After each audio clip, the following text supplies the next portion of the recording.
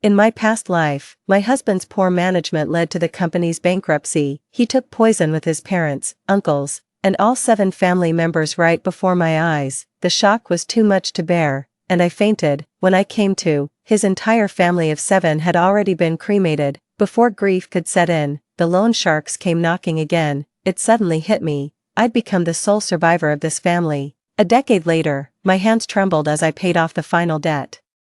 Only to find their family of 7 haunting the abandoned house. Sui tossed a coin at my feet, thanking me for clearing their debts all these years. Watching that vile creature bask in triumph, I finally coughed up blood and died of sheer rage. When I opened my eyes again, I'd returned to the day my husband went bankrupt. Suyi's tear-streaked face appeared before me, every word dripping with crocodile tears. Seria, I know I've wronged you.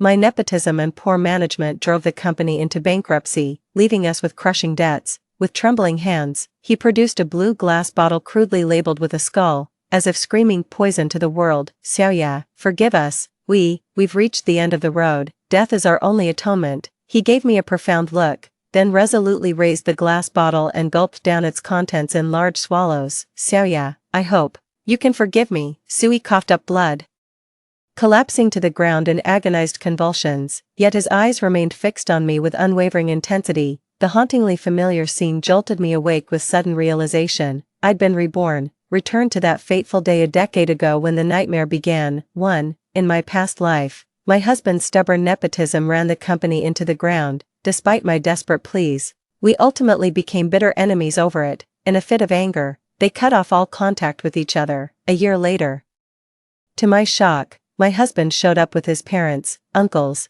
and the entire 7-member family in tow. My husband wept bitterly, consumed by regret, then drank poison before my eyes, pleading for forgiveness with his dying breath. Before I could react, all 7 family members simultaneously took their own lives in a horrifying scene. Watching my once beloved husband die in agony before my eyes, with our entire family of 7 perishing simultaneously, I broke down in tears.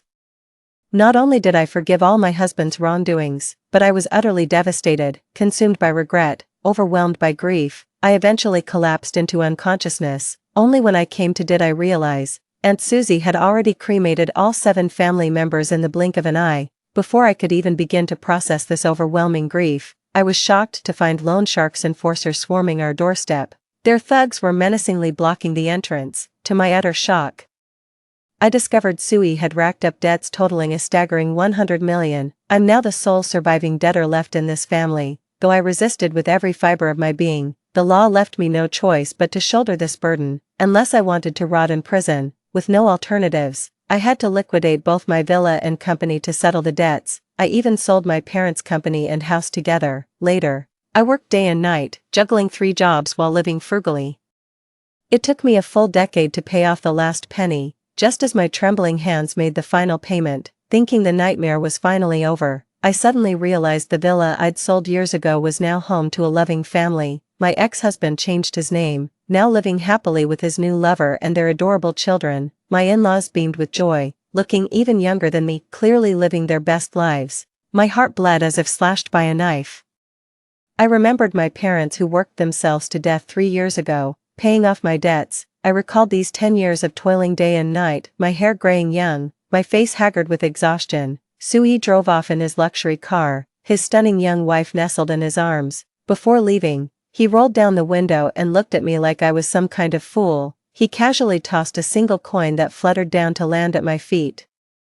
Here's $1 for your trouble in paying off our family's debts. Ha ha ha. Watching their smug, despicable faces filled me with unbearable agony. With a sickening thud, I vomited a pool of blood before sinking into eternal darkness. Smack, a stinging slap landed across my face. Before I could steady myself, shrill curses pierced my ears. You heartless wretch, even one day as husband and wife brings 100 days of grace. How could you just watch my brother die? My sister-in-law's slap jolted me awake, my eyes flying open. My sister-in-law's vicious sneer was the first thing that met my eyes. You venomous creature. Her voice was shrill with malice. I looked up to see my elder and younger sisters-in-law charging at me like a pair of enraged she-wolves. Susan, my sister-in-law, heavily pregnant, glared at me with venomous eyes, pointing an accusing finger as she raged. It's all because of you, you heartless witch, refusing to help us pay our debts. determined to drive our whole family to ruin. "You're nothing but a demon." My other sister-in-law, Sophie, dressed provocatively, also stared at me with fury, her crimson-lacquered fingernail jabbing dangerously close to my nose. "How heartless can you be? Even if my brother argued with you, don't you remember the bond between husband and wife? Must you watch their entire family perish to be satisfied?" The torrent of accusations rained down on me like a storm, leaving me no room to respond. I stood there silently with narrowed eyes, enduring their verbal abuse, appearing frozen in shock while inwardly sneering with cold contempt. Just like in my past life, everything happened so suddenly. The sight of corpses everywhere left me utterly stunned and at a complete loss. Just as I rushed to cradle my husband, those two wonderful sisters-in-law of mine popped out of nowhere. Those two had always had it in for me, constantly stirring up trouble and nitpicking over every little thing. They played no small part in driving the wedge between me and my husband to the point of estrangement. Now they're just throwing all the blame at me without even hearing my side. It was clearly Suyi's own poor management and refusal to take advice that led to the bankruptcy, yet outsiders would think I drove them to their deaths. Besides, Suyi and I have been separated for over a year according to our previous agreement. Soon we'll be able to dissolve our marriage directly. Only after living a second life did I realize Suyi had planned this all along. The whole family faked their deaths right before our marriage dissolution, all just to make me the sole debtor by default. The entire family conspired in this scheme, first with all 7 members suddenly claiming they'd commit suicide, just when I was overwhelmed with shock. They sent 2 sisters-in-law to take turns bombarding me, leaving me speechless in my own defense. It's clear now they had this perfectly orchestrated, denying me even a moment's respite, all to prevent me from gathering my thoughts. Their stream of insults and false accusations continued, with Susie and Sophie flanking me, completely blocking my line of sight. "Xinyu, if it weren't for how much my brother loves you, I'd have called the police to have you arrested today. Xinyu, give me back my brother, give me back my parents, may you die a horrible death." Just then, my parents arrived and saw corpses and blood strewn everywhere. My timid mother immediately collapsed to the ground, while my father swayed unsteadily, his face ashen with terror. My heart aches unbearably. My parents must be terrified out of their wits by now. The Su family scheme was utterly vicious. Any decent person would be horrified witnessing 7 family members perish on the spot. In their past life, the whole family panicked and fell completely under the Su family's control. They had no idea they were walking step by step into a carefully laid trap. At this thought, a subtle smirk curled at the corner of my lips. Even Providence must have been appalled by Suyi's heinous deeds, granting me this miraculous chance to be reborn. With such a once-in-a-lifetime opportunity, I'll make sure to thoroughly cleanse every ounce of humiliation I've endured. My gaze pierced through Su Qian's hair, catching sight of Suyi contorted on the ground in a ludicrous posture. The crimson paint spewed from his mouth splattered across the floor in a horrifying spectacle. In my past life, that garish red had seared my eyes. I never truly opened them to look carefully, though they died of poisoning. Each corpse bore rosy cheeks and vivid lips, as if merely asleep. Only later, when I ended up working as a hospital orderly, did I finally understand. Poison victims don't just turn ashen with purple lips, they foam at the mouth, their eyes bulge grotesquely, a truly horrifying sight. Back then, I was just a sheltered goody two-shoes who'd never known hardship, completely clueless about the world. The slightest trouble would send me into panic, let alone a catastrophe involving 7 lives. "Suyi, how could you be so cruel? Why did you abandon me like this?" I'd planned to force out a few tears just for show. But the moment I recalled all those bitter years, an overwhelming grief seized me, and the tears came pouring down, too. With a sudden wail, I shoved Sophie aside and threw myself onto Suyi's lifeless body. I had only one purpose in doing this, to determine whether Suyi was faking sleep, or if she had actually been drugged into unconsciousness. The 2 Su sisters never expected me to suddenly lose my temper and charge forward. Sophie got knocked aside by me, flailing her arms in panic and accidentally yanking her heavily pregnant sister. The 2 of them broke into a cold sweat, barely managing to steady themselves by clinging to each other. By the time we came to our senses, I found myself already kneeling on the ground, my hands wrapped around Suyi's neck, shaking him violently. "Xinyu, have you lost your mind? My brother's already dead. How could you treat his body like this?" Su Qian was terrified, just as she rushed forward to intervene.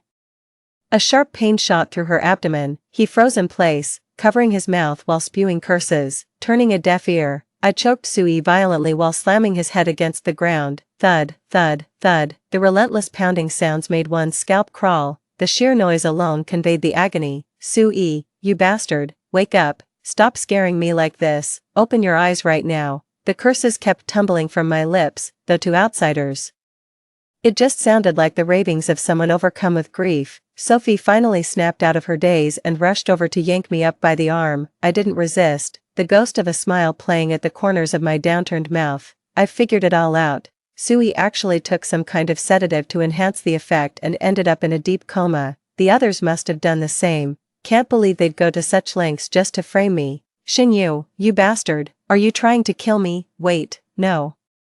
Are you desecrating my brother's corpse? Overcome with rage, Sophie nearly slipped up but quickly caught herself before angrily slapping him. Smack, my cheek instantly flushed red, bearing 5 distinct finger marks, yet instead of getting angry, I flashed Sophie with an eerie grin. Sophie gasped in horror, her heart nearly stopping from the shock. I alternated between hysterical laughter and sobbing, my deranged demeanor clearly showing the psychological toll of extreme trauma. Just then, the piercing wail of a siren cut through the air as an ambulance came screeching to the scene. Before it even came to a complete stop, a young male doctor in a white coat leaped out and rushed straight into the lobby. Without waiting for instructions, he immediately dropped to his knees beside the prone figure and began conducting a practiced examination. Dilated pupils, no heartbeat or pulse, clear signs of fatal poisoning. The male doctor wore a stern expression as he rattled off a string of medical jargon, delivering Suyi's death pronouncement with clinical certainty. When Sophie spotted his arrival, a flicker of restrained joy surfaced beneath her glamorous facade. Only much later did I accidentally discover that this emergency physician, Wushuda, was actually Sophie's boyfriend, but their families had long severed ties by then, leaving everyone unaware of this connection. Wushuda's identity was clearly part of the Su family's long-laid plans, the crucial piece in their harebrained scheme to fake their deaths. I smirked inwardly but deliberately feigned panic as I pleaded with Wushuda. Doctor, my husband might still be alive. Please, resuscitate him, quick. Wushuda fixed me with a stern gaze. Madam, please accept my condolences. This is a professional examination, there's absolutely no mistake. He even reached out to push me aside as he spoke. Step aside and don't interfere with my work. There might still be survivors among the remaining patients. His self-righteous words only drew a cold sneer from me. This very same righteous emergency doctor helped fabricate fake death certificates for all 7 members of Suyi's family, and thus I fell completely into their vicious trap. I obediently stepped aside, watching as he methodically examined each body before solemnly declaring all 7 Sus deceased. I secretly activated my phone's recording function before approaching Dr. Wu again. Doctor, take a closer look. I think they're just unconscious, not dead. Please check again, I'm begging you. Tears streaming down my face, I grabbed Wushuda's arm and shook it violently. A flicker of guilt crossed Wushuda's face, but Sophie rushed over just in time to save him from this situation. What the hell do you mean? You've killed my entire family. And you still dare to deny it? She's always quick to throw mud at me, trying to trap me with that kind of talk. No, little sister, I really think your brother and the others are still alive. Look, his arm is still warm, and I swear I just saw Mom's eyelid twitch. My frantic words startled Sophie and Susie so much that they immediately grabbed hold of me. Sis, you're mistaken, it must be grief playing tricks on your mind. Besides, those are certified EMTs, they wouldn't mistake life for death. In desperation, Sophie even played the emotional card, reluctantly addressing me as sister-in-law through gritted teeth. While speaking, Sophie urgently signaled to Wushuda with her eyes, urging him to issue the death certificate quickly to avoid complications. Beads of sweat forming on his forehead, Wushuda hastily pulled out the prepared death certificates and began scribbling away with his pen. Death certificates flowed effortlessly from his hand like this. A cold smirk curled at the corner of my lips. In these brief moments, I'd already devised my perfect revenge. If Sui wants to play dead, I'll make sure he dies for real. The Su family's weapon against me was this death certificate, and now it would become the instrument of their downfall. With this document, I could legally march them straight to the crematorium as the grieving widow and watch them turn to ashes. Wushuda had already prepared the death certificates and handed them directly to me. Here are their death certificates, take a good look. 3. In my past life, that stack of death certificates was the final straw that shattered my fragile psyche. overwhelming me with grief until I collapsed unconscious. My heart leaps with joy as I gaze upon this stack of death certificates. This is my scepter on the path to vengeance. The sharpest sword in my arsenal. No, this can't be real, you're lying to me.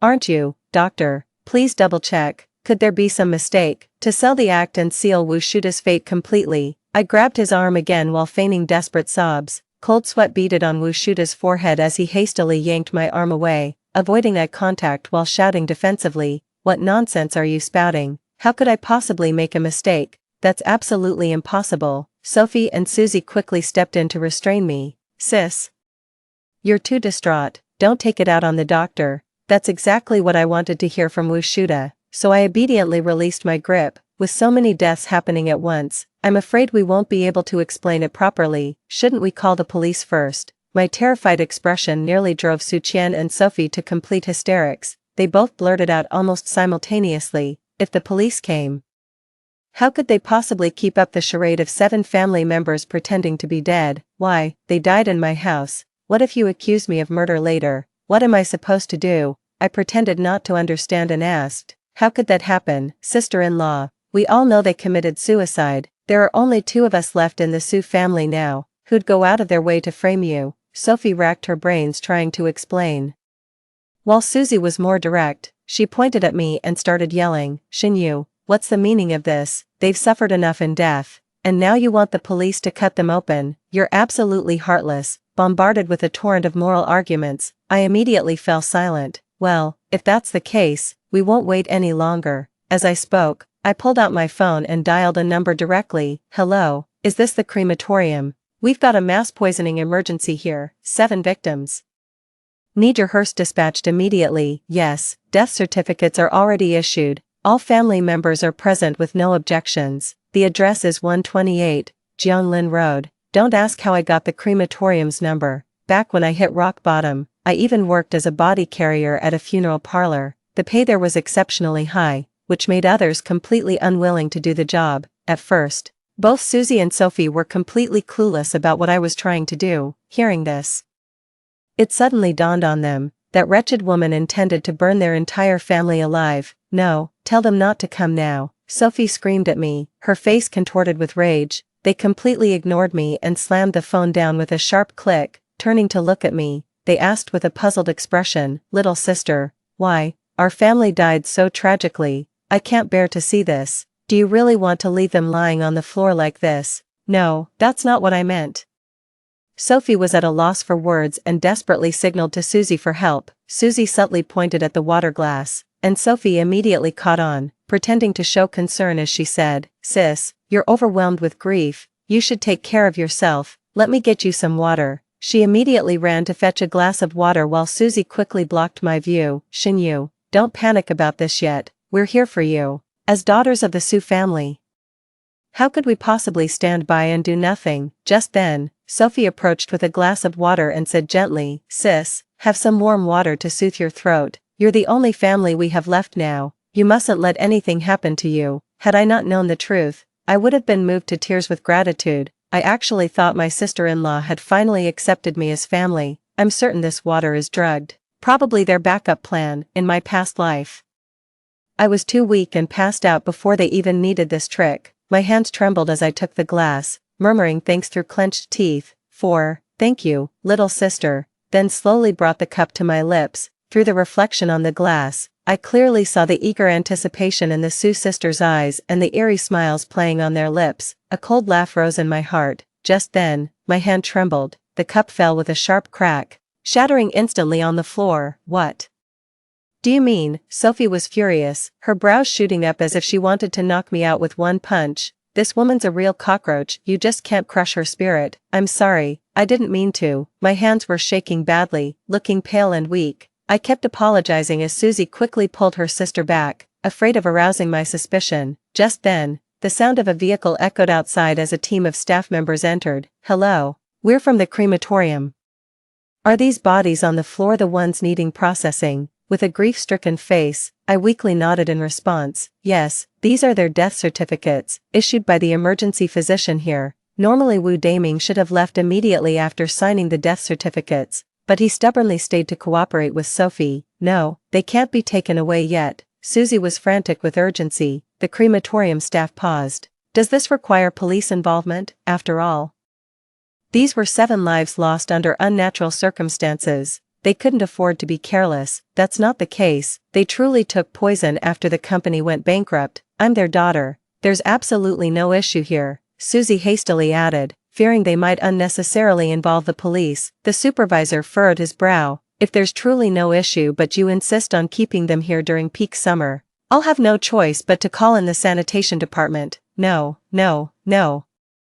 The Sioux sisters waved their hands frantically. One thing after another kept happening. Despite all their careful planning, everything was falling apart now. As the deceased's wife and daughter-in-law, I insist you take him away now. At worst, we can keep him at the crematorium until after the memorial service. Seeing the Sioux sisters on the verge of collapse, my words finally gave us a glimmer of hope. They exchanged a glance, thinking this temporary arrangement would suffice, as long as the cremation wasn't immediate. Yes, yes, we agreed to have it transported now. Hearing this, a subtle smirk curled at the corner of my lips. Once we reach the crematorium, where I know every procedure like the back of my hand, you'll have no say in what happens next. After obtaining consent from all family members, the crematorium staff wasted no time and immediately began moving the body. By the way, we'll need a direct family member to accompany the vehicle. There are still some formalities to complete. Once the body was loaded, the supervisor came over to inquire. Susie quickly volunteered to go,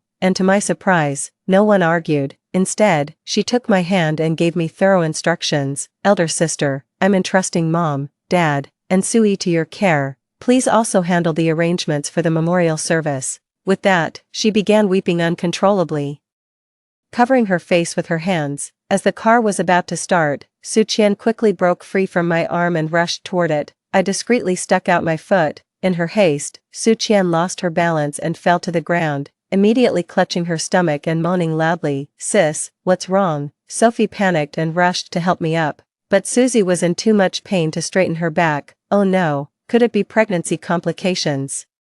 Get her to the hospital quick. Isn't there an ambulance right here? I feigned concern and shouted, right, Wu Shuda, come lift my sister into the ambulance now. In the heat of the moment, Sophie forgot to hide my relationship with the doctor. Susie was so frantic that she grabbed Sophie's hand and frantically shot me meaningful glances. Sophie, could you go to the crematorium in my place? Don't worry, I'll handle things with Mom and Dad. That woman won't cause any trouble. Sophie wore a vicious smirk, thinking I was just some naive pushover she could manipulate at will. Watching the ambulance speed away, I curled my lips among the Sioux sisters. Only Susan had any real brains. Sophie's nothing but a paper tiger, all bark and no bite, easy prey. 5. With the crematorium staff growing impatient, Sophie scrambled clumsily onto a hearse. I leisurely boarded the last vehicle. That was the car carrying my husband, Sui, gazing at his sleeping face. I couldn't help but admire how strikingly handsome he was. I'm an absolute sucker for good looks. Back then, I stood no chance against his deliberate flattery and courtship. Looking back now, the Sioux family had long been scheming to take the Shin family's wealth. I turned my gaze to the official seated in front. Hello, I'd like to arrange an early cremation for them. What's the procedure? I continued explaining to the official. With such a major incident, I'm concerned it might attract media attention. I assume your crematorium wouldn't want unnecessary disturbances either. The memorial service can always be held after the cremation. The manager nodded in understanding. Normally we'd schedule this for tomorrow, but given the circumstances, we can arrange it immediately through special procedures. I immediately nodded in comprehension. They all took poison, and I can't bear to see them in such a wretched state. Let's proceed with the special arrangements. Cost is no object. The supervisor's eyes lit up. This was a lucrative deal. He immediately called the manager, and sure enough, it was settled promptly. Madam Shen, here's what we'll do. We'll expedite the process. The cremation will begin in 1 hour at Yen 15,000 per person. Does that work for you? An hour? Absolutely not. The longer we delay, the more complications arise. I made a snap decision, handing them a stack of cash while speaking. Here's the deal, I'll add 10K per person if you start immediately. You know my sister-in-law's in trouble, and I need to rush back to take care of her. The supervisor gritted his teeth when hearing the doubled price, knowing he'd pocketed some under-the-table money himself. Mrs. Shen, please wait, let me discuss this with the manager again. I nodded calmly, completely confident they'd agree without hesitation. Sure enough, their approval came shortly after. And the furnace was fired up for them immediately. My heart was bursting with joy, yet I pointed at my husband with a grief-stricken face and said, he always took such pride in his appearance. Seeing him like this now, I know he wouldn't have wanted it. May he go first. The supervisor gave me a sympathetic glance. They must have been a loving couple. What a tragedy for the whole family to perish like this. Besides, such trivial matters meant nothing to him anyway. No problem. The hearse drove all the way to the suburban crematorium. Seeing the familiar house before me, I was overwhelmed with emotions. In this lifetime, I'll personally send Shani to hell. From now on, I'll live my own happy life and never stoop to carrying corpses in such places again. Knowing the crematorium procedures like the back of my hand, I headed straight for the incinerator. Meanwhile, Sophie was still naively following the crowd to complete paperwork.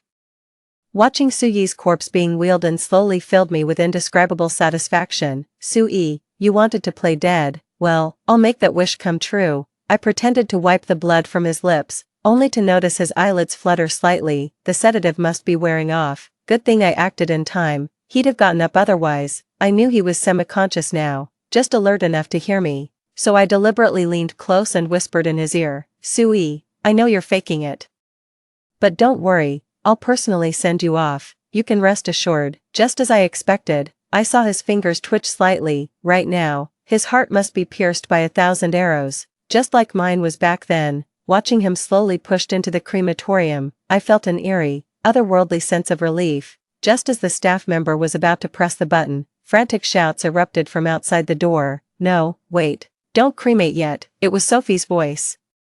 The door burst open with a loud bang, making everyone turn their heads in shock. Seizing the only chance, I swiftly pressed the button. After coming this far, did you really think I'd give Suyi any chance of resurrection? Stop, don't cremate him yet, Sophie screamed desperately, her hair disheveled and face drenched in sweat. All the staff stared at me in shock, oblivious to Suyi's desperate thrashing inside the incinerator, his limbs flailing wildly before being instantly consumed by flames. The sight was utterly satisfying. Clearly the sedatives had worn off. Watching him burn alive while fully conscious was pure poetic justice. No, brother. Sophie, standing before the crematorium, let out a heart-wrenching scream as she witnessed the scene. She struggled desperately toward the furnace, only to be restrained by the staff. Miss Sue, our deepest condolences. We understand your grief, but you mustn't disrupt our work. The staff member said sternly. No. My brother isn't dead yet. Stop this immediately. The staff member turned around but saw nothing, saying irritably, Miss Sue, don't talk nonsense. We'd never cremate a living person. Just then, staggering footsteps echoed at the doorway. Wait, my son's still alive. A disheveled old woman stumbled in, still groggy from sedation, barely able to keep her balance. A daytime corpse revival. Even the crematorium staff panicked. Screams erupting instantly. Staring into the roaring flames of the incinerator, the old woman collapsed to the ground. Then I turned to face myself with utter hatred in my eyes. You wicked woman, you burned my son alive. 6. Mom, the doctors already issued a death certificate. Your coming back to life can only be called a miracle, I explained through tears. To my great dismay, the old hag turned out to be surprisingly resilient. Any later and she'd have ended up in the crematorium. But perhaps it's for the best, forcing me to watch my own son die with my own eyes, to spend the rest of my life drowning in debt. That's a fate worse than death. My son, what a cruel death you suffered, you vile woman. This was murder plain and simple. The old woman, already weakened by the drug, collapsed unconscious the moment she awoke to this devastating blow. Sophie panicked and immediately scooped up her mother, throwing the scene into complete chaos. This unforeseen complication made it impossible for the remaining people to proceed with the cremation, but none of that mattered to me anymore. I immediately called my father. Dad, listen to me. The Sue family faked their deaths. They owe 100 million in loan shark debts and want to pin it on me. In my past life, it took me 10 years to figure this all out, but I won't let it happen again. They just borrowed tens of millions recently, planning to squander it themselves. Get someone to track the money and transfer it back immediately. My father was already a moderately successful local entrepreneur, but after I fell for that gold digger who swindled us out of a fortune, we wouldn't have ended up defaulting on those 100 million in loan sharks' debts. He snapped to attention the moment he heard me. Don't worry, I'll take care of this immediately. After entrusting the matter to my father, I waited calmly for the police to arrive. I needed to stall the entire Su family during this time to prevent them from transferring funds. With lives at stake, the police arrived swiftly. Their investigation quickly exposed the Su family's collective pretense of poisoning themselves. The evidence confirmed Sui was indeed burned alive, though the crematorium bore no responsibility as all procedures were properly followed. The situation was chaotic at the time, and no one could tell who actually pressed the button.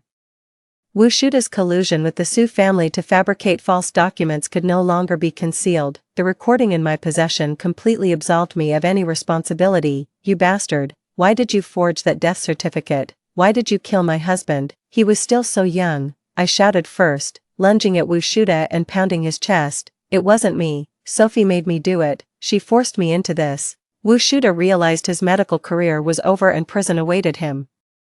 Glaring at Sophie with venomous hatred, he was determined to drag her down with him. You bastard, this was all your rotten idea. If it weren't for you, our family would never have come up with this scheme. You got my brother killed. Sophie had always been dim-witted. She immediately started screaming obscenities, blabbing at everything without thinking. I stood there weeping pitifully, tears streaming down my face like pear blossoms in the rain. It's all your fault, you killed my husband. I know all the tricks, framing people, playing the victim with sweet nothings. From start to finish, I was just a poor, clueless victim, completely manipulated by that whole family. As for me secretly paying extra to jump the queue, no one at the crematorium dared breathe a word, too busy covering their own backs. All members of the Su family were rescued except for Sui, but upon leaving the hospital, they'd face an even more humiliating predicament, a crushing 100 million in loan shark debts. Plus charges including conspiracy to fake death to evade responsibility and corporate accounting fraud. Su Qian, already suffering from pregnancy complications, was further distressed by these family troubles. Overwhelmed by rage and distress, she suffered a stillbirth. Wu Shuda not only had his medical license revoked but was also prosecuted for falsifying documents and attempted murder. Sophie was also imprisoned for her involvement in the conspiracy, when accountability was assessed afterward. Including myself, the company still had 7 debtors in total. I was the only one who never participated in any business operations, yet the court still assigned me 10 million in debt as a discretionary ruling. Meanwhile, Mr. Shen immediately recovered 50 million from Su Yi's secret account. The absurd part, that secret account was actually opened under my name. I didn't even need to change the paperwork. On the day of Su Yi's burial, a light drizzle fell. With some Su family members arrested and others ill, not a single soul came to see him off. Holding a black umbrella, I stood silently before his tombstone, my gaze calm and distant. No way, don't worry, Sui, I'll make good use of the remaining 40 million for you. A faint, satisfied smile gradually surfaced in my eyes. I'll find someone I love, have 2 adorable children, enjoy family happiness with my parents, and see all the beautiful sights this world has to offer. Staring at the grayscale photo on the tombstone, I whispered under my breath, you brought this upon yourself, every last bit of it. You reap what you sow. With a bitter laugh, I let go, allowing the black umbrella to be swept away by the wind, as if carrying off all the suffering from my past life. Those unspeakable years can no longer haunt my dreams. I tilted my head up as the storm cleared. A golden sunbeam caressed my flawless profile. With a radiant smile, I turned and hurried toward my waiting parents in the distance, where a brand new life was about to begin. Story 2. Zhou Yang rescued me when I was trafficked. Before my birth parents found me, he worked construction jobs to put me through college, but after the fake heiress appeared, Zhou Yang gradually fell for her. When she faked her death to disappear, he blamed me, convinced jealousy drove me to harm her, to avenge her. He went so far as to plot my death. After my brakes failed and I plunged off a cliff, I was reborn back to the day I was trafficked. This time, I chose to save myself by finding my parents in advance. But I never expected Zhou Yang had also been reborn. 1. Zhou Yang took me to the spot where we shared our first kiss, under the starry sky. He pressed the button on his remote control. Gone was the sincere gaze of his youth. He stared at me coldly through the car window, devoid of any emotion. Jiang Xian did nothing wrong. Why can't you tolerate her? Jiang Xian, the fake heiress, is also the female protagonist of this story. The moment he laid eyes on Jiang Xian, the story began. I was just a side character meant to highlight their tragic romance. At first I refused to believe our bond, forged through hardship with Zhou Yang, could be manipulated by the plot. Until I caught them having a secret rendezvous in the garden. Jiang Xian's eyes reddened as she pounded his chest, choking back sobs. Why are you marrying Song Shiwei? There's no future for us anymore. Then, as if to prove something, Zhou Yang urgently pressed his lips against hers, until they spotted me standing in the corner. This was supposed to be our first day as a legally married couple. Later in the plot, Jiang Xian fakes her death and disappears for 3 years. When he couldn't find her anywhere, he immediately assumed I was behind it. I've told him countless times. Jiang Xian will be fine, she's the female lead after all. But he wouldn't believe it. After all, everyone knew the Jiang family's true heiress, despite her privileged background, was marrying some poor construction worker with a slight limp. How could she ever tolerate her beloved having someone else in his heart, and that someone being the fake heiress, no less? He'd already plotted my death, yet still asked that question I'd answered 1,000 times. Just seeking justification for his cruelty, needing to believe this was my fault, my deserved punishment. I waited silently for death, but he just clutched the remote, finger hovering over the button. Yet when he stripped my authority at work and confined me at home, he never hesitated. What are you waiting for? He had meticulously set the stage. Now with everything in place, success was within his grasp.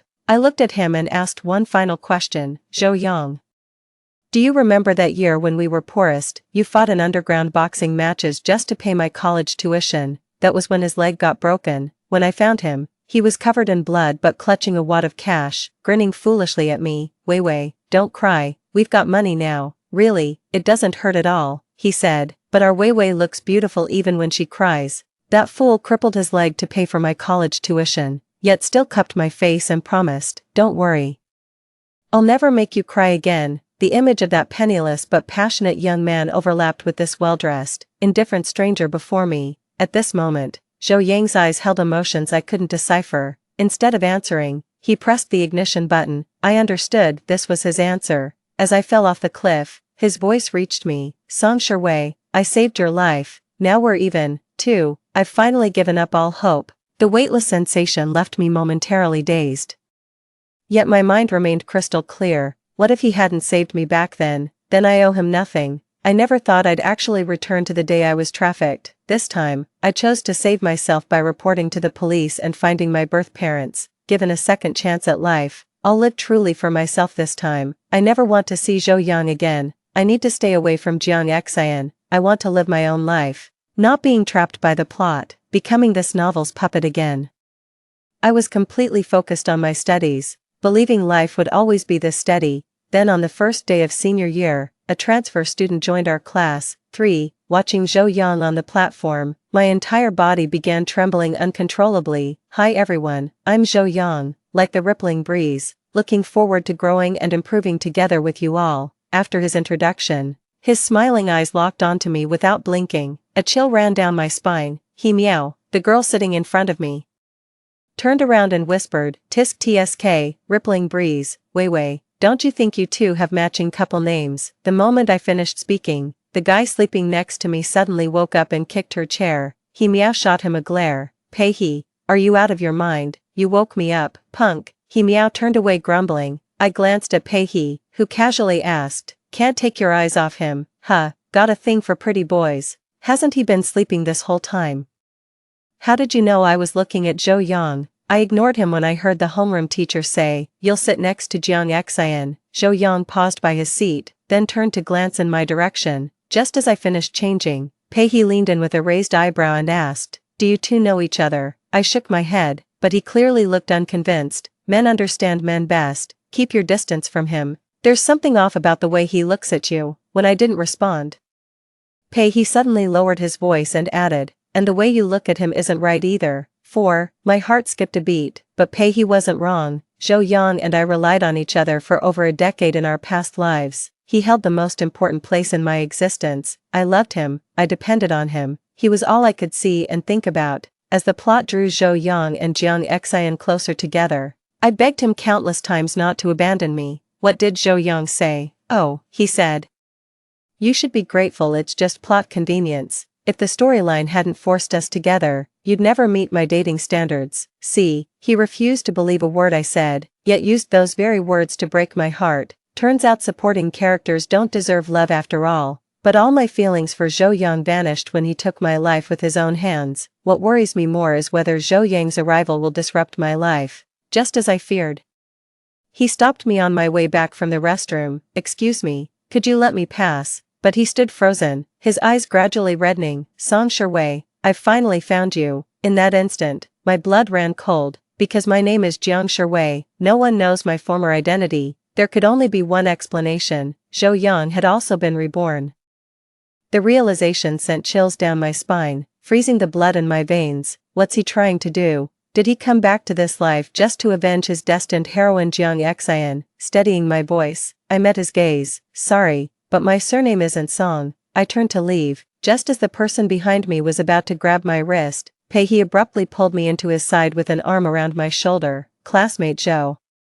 Don't you think it's rather inappropriate to corner our Weiwei outside the restroom in broad daylight?" "Our Weiwei, Weiwei." Zhou Yang's face darkened, yet his eyes remained unreadable. "Just catching up with an old friend." He raised an eyebrow. "Old friend?" I tugged his sleeve. "That's bullshit. I don't know him." A flicker of surprise crossed Zhou Yang's eyes, yet he stood his ground against He without flinching. I tugged at He's sleeve, urging him to leave. "Let's go. Don't bother with him." As we walked away, I caught Zhou Yang's gaze burning into our intertwined hands from my peripheral vision. 5. You really don't know him? Inside the pool hall, he still looked skeptical. "Yeah, why would I lie to you?" I pulled out my homework and started writing. Nobody believed I knew the plot, so I stopped mentioning it. After all, the rhythm of this life had been disrupted, bringing in many unfamiliar faces I'd never known before. Take He, for instance. I glanced over to see He flash me a wink, then he bent forward, eyes locked on the ball, and took his shot. Crack, he scored 2 goals. The girls watching from the sidelines were clapping, their gazes lingered on him with undisguised admiration. My mind went blank for a second. He had grown so tall, his chiseled features radiating that bad boy charm girls go crazy for these days. I stood against the light. He handed me a bottle of water from the side with a smile. "Why are you so indifferent?"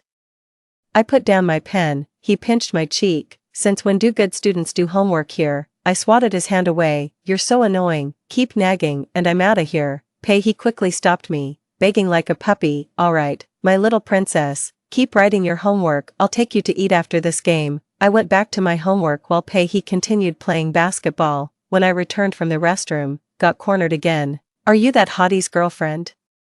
The tough-looking girls who were watching he play basketball earlier stood before me. I shook my head. "You like him?" "No." "Oh, then give me his contact info." I just turned on my phone. An angry voice came from behind me. "Jiang Shui, you just sold me out like that. I'm screwed." I shut my eyes tight. He stepped out from the shadows into the light. Let's face it, handsome is handsome, even when angry. I don't exchange contacts with strangers. Besides, my heart already belongs to someone. Those 2 tough girls curled their lips and walked off after hearing that. I kept quiet and casually slipped my phone into my pocket. He didn't say anything, just slung my backpack over his shoulder. "Wanna come over for dinner tonight?" I gripped my phone tighter. "No way, Jiang Shui. Could your disgusted look be any more obvious? Is my cooking really that terrible?" I pressed my lips together. I need to study."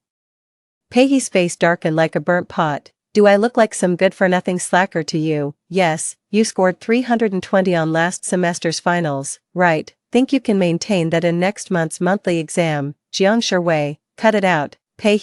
My grades are more than twice as high as yours. I'm studying all the time. Doesn't that give you any sense of urgency?" Fine, if you won't come to my place, at least let me walk you home, my driver's picking me up."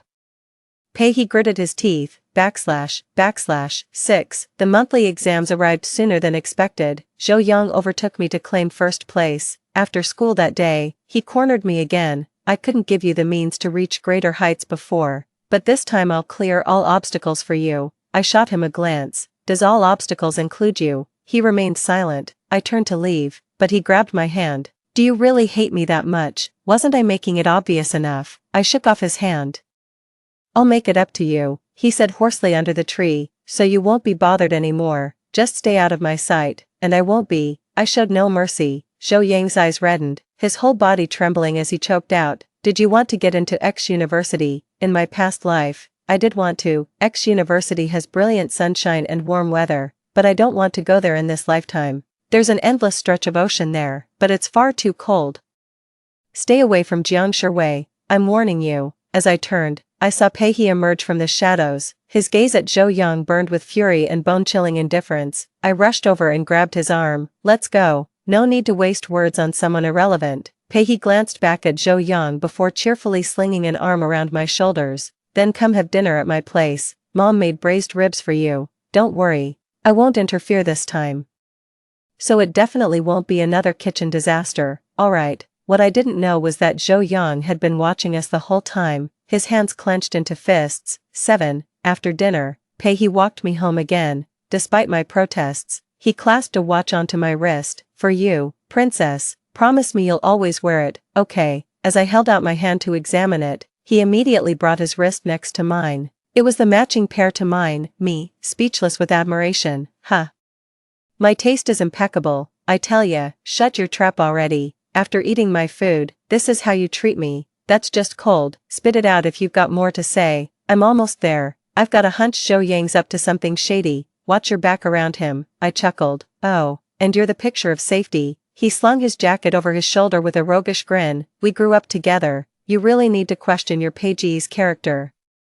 The pale moonlight spilled over his hair and shoulders, softening his entire demeanor. But I've learned not to trust people so easily anymore. I never doubt sincerity, but sincerity is fleeting, love is a long journey, and decency is all we can count on, so I rained on his parade anyway. That's far from certain. There's no prohibition here. Jiangshi, you can trust me wholeheartedly. I froze for a moment before looking up at him. Pei, if I'm just a supporting character in this world.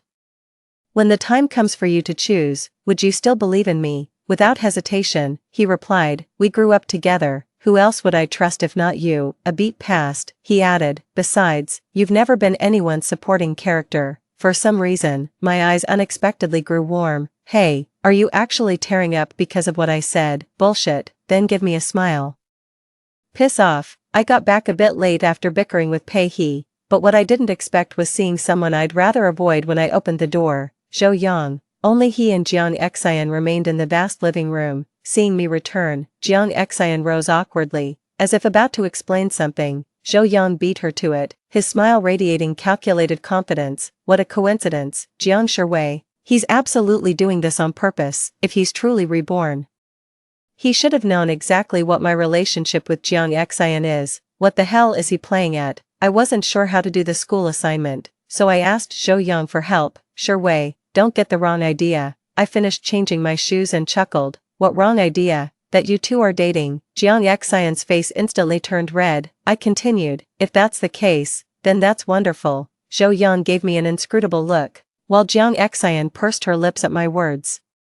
I couldn't fathom what Zhou Yang was scheming, but I sincerely hope those two stay glued together from now on. Stay out of my life, stay out of my life, that's all there is to it. My mind is in complete chaos, the stress must have gotten to me today. I passed out the moment I lay down. When I opened my eyes, I saw someone silhouetted against the moonlight sitting by my bed. It's Zhou Yang. 8. Before I could scream, his hand clamped over my mouth. Don't be scared, I haven't done anything.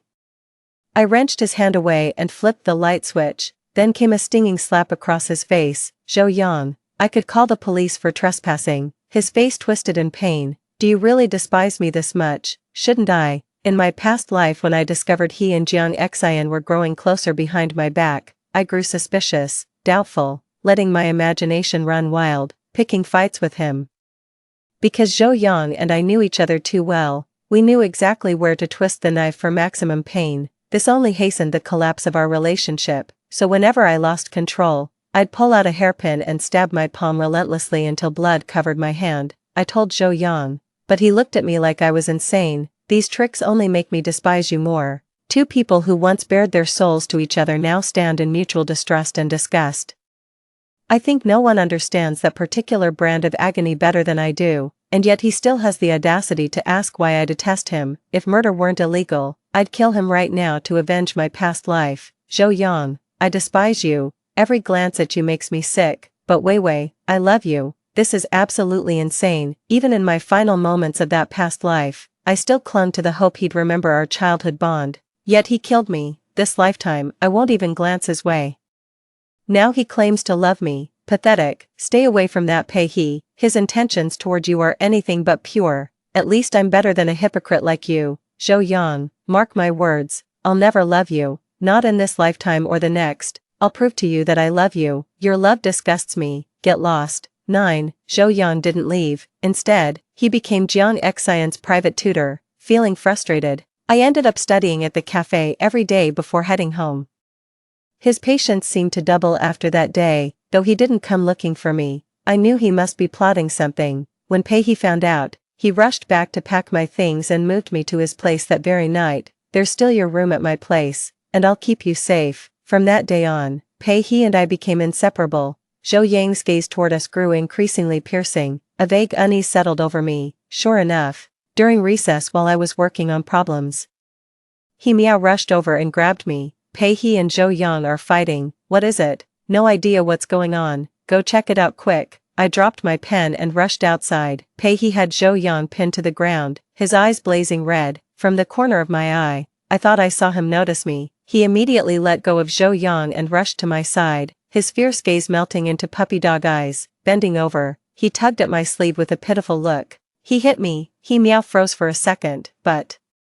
No buts, look, I'm hurt. Wah. He tilted his face closer to me, and only then did I notice the faint redness on his forehead. You wouldn't spot it unless you looked closely. Does it hurt? It does. Pei He's fluffy hair brushed against my neck as he murmured, I lost too much blood, feeling dizzy, hold me quick. Just as I turned to leave, Zhou Yang called out, I'm injured too. I shot him a glare. See a damn doctor then. Not my problem. Zhou Yang's face darkened ominously. 10.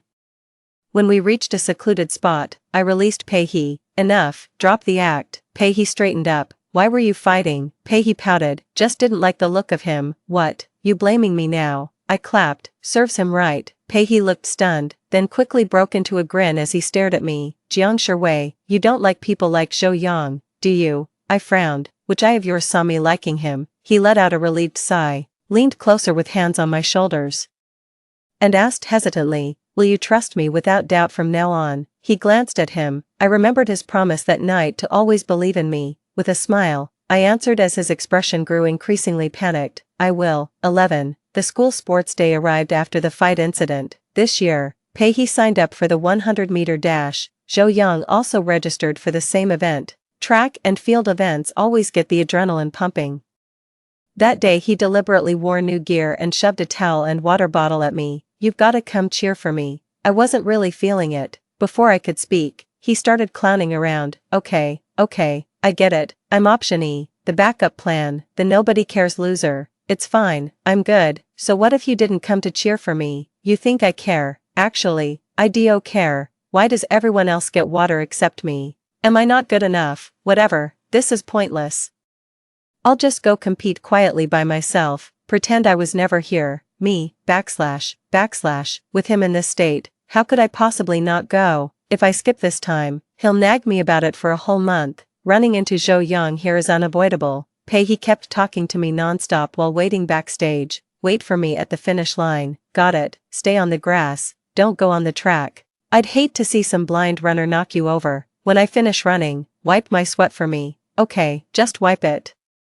I frowned. It's just 100 meters. What sweat could there possibly be? Fine, no sweat at all. I knew it. You don't care about me one bit. All you care about are your damn math problems. Do you even know I have hyperhidrosis? I get it. You think I'm guilt-tripping you, that I crossed a line. I'll wipe it myself. Here we go again. I cut him off. Alright, I'll wipe it. Just shut up already. Pei He strutted around like a triumphant peacock, swaying his head with immense satisfaction. Just wait. I'll win that gold medal for you. Afraid he'd go off the rails again, I quickly nodded. Out of the corner of my eye, I noticed Zhou Yang's gaze fixed on us. His face was darker than a burnt pot. I couldn't be bothered to look at him and walked toward the finish line. Jiang Shui. I'd only gone about 10 meters when Pei He called out to me. His voice drew cheers from some fangirls in the stands. They were chanting go, Pei He.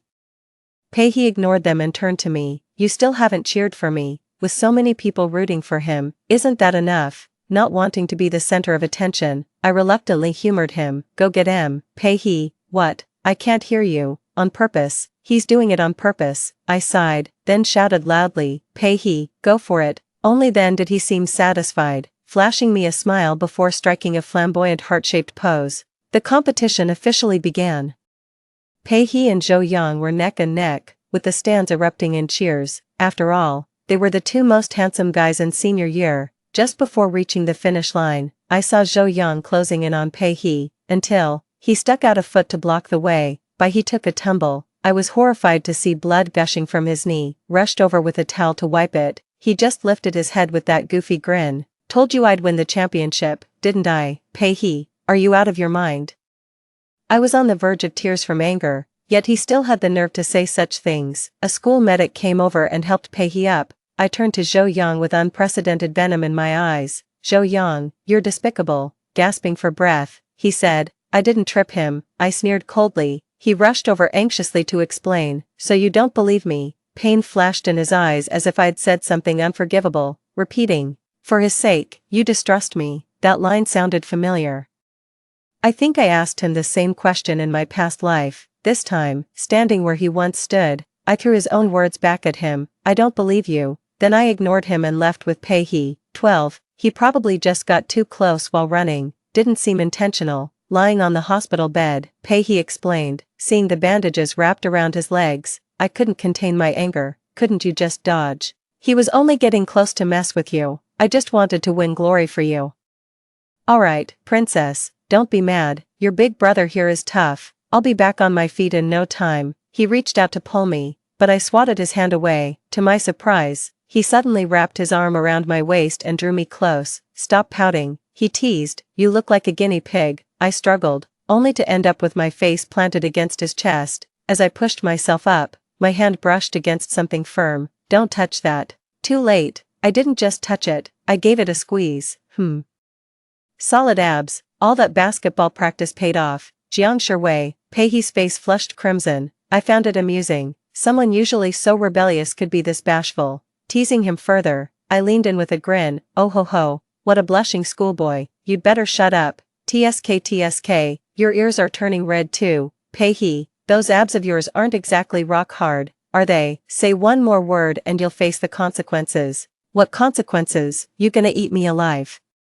With those two lame legs of yours, you think you can take me? He chuckled darkly, swiftly lifting me up with one hand while cradling the back of my head with the other. Their lips met. It felt like fireworks exploding in my mind. My mind went completely blank. Just as I was about to push him away, Pei He whispered just loud enough for us to hear. Zhou Yang's at the door. My back went rigid in an instant, yet my guard dropped all the same.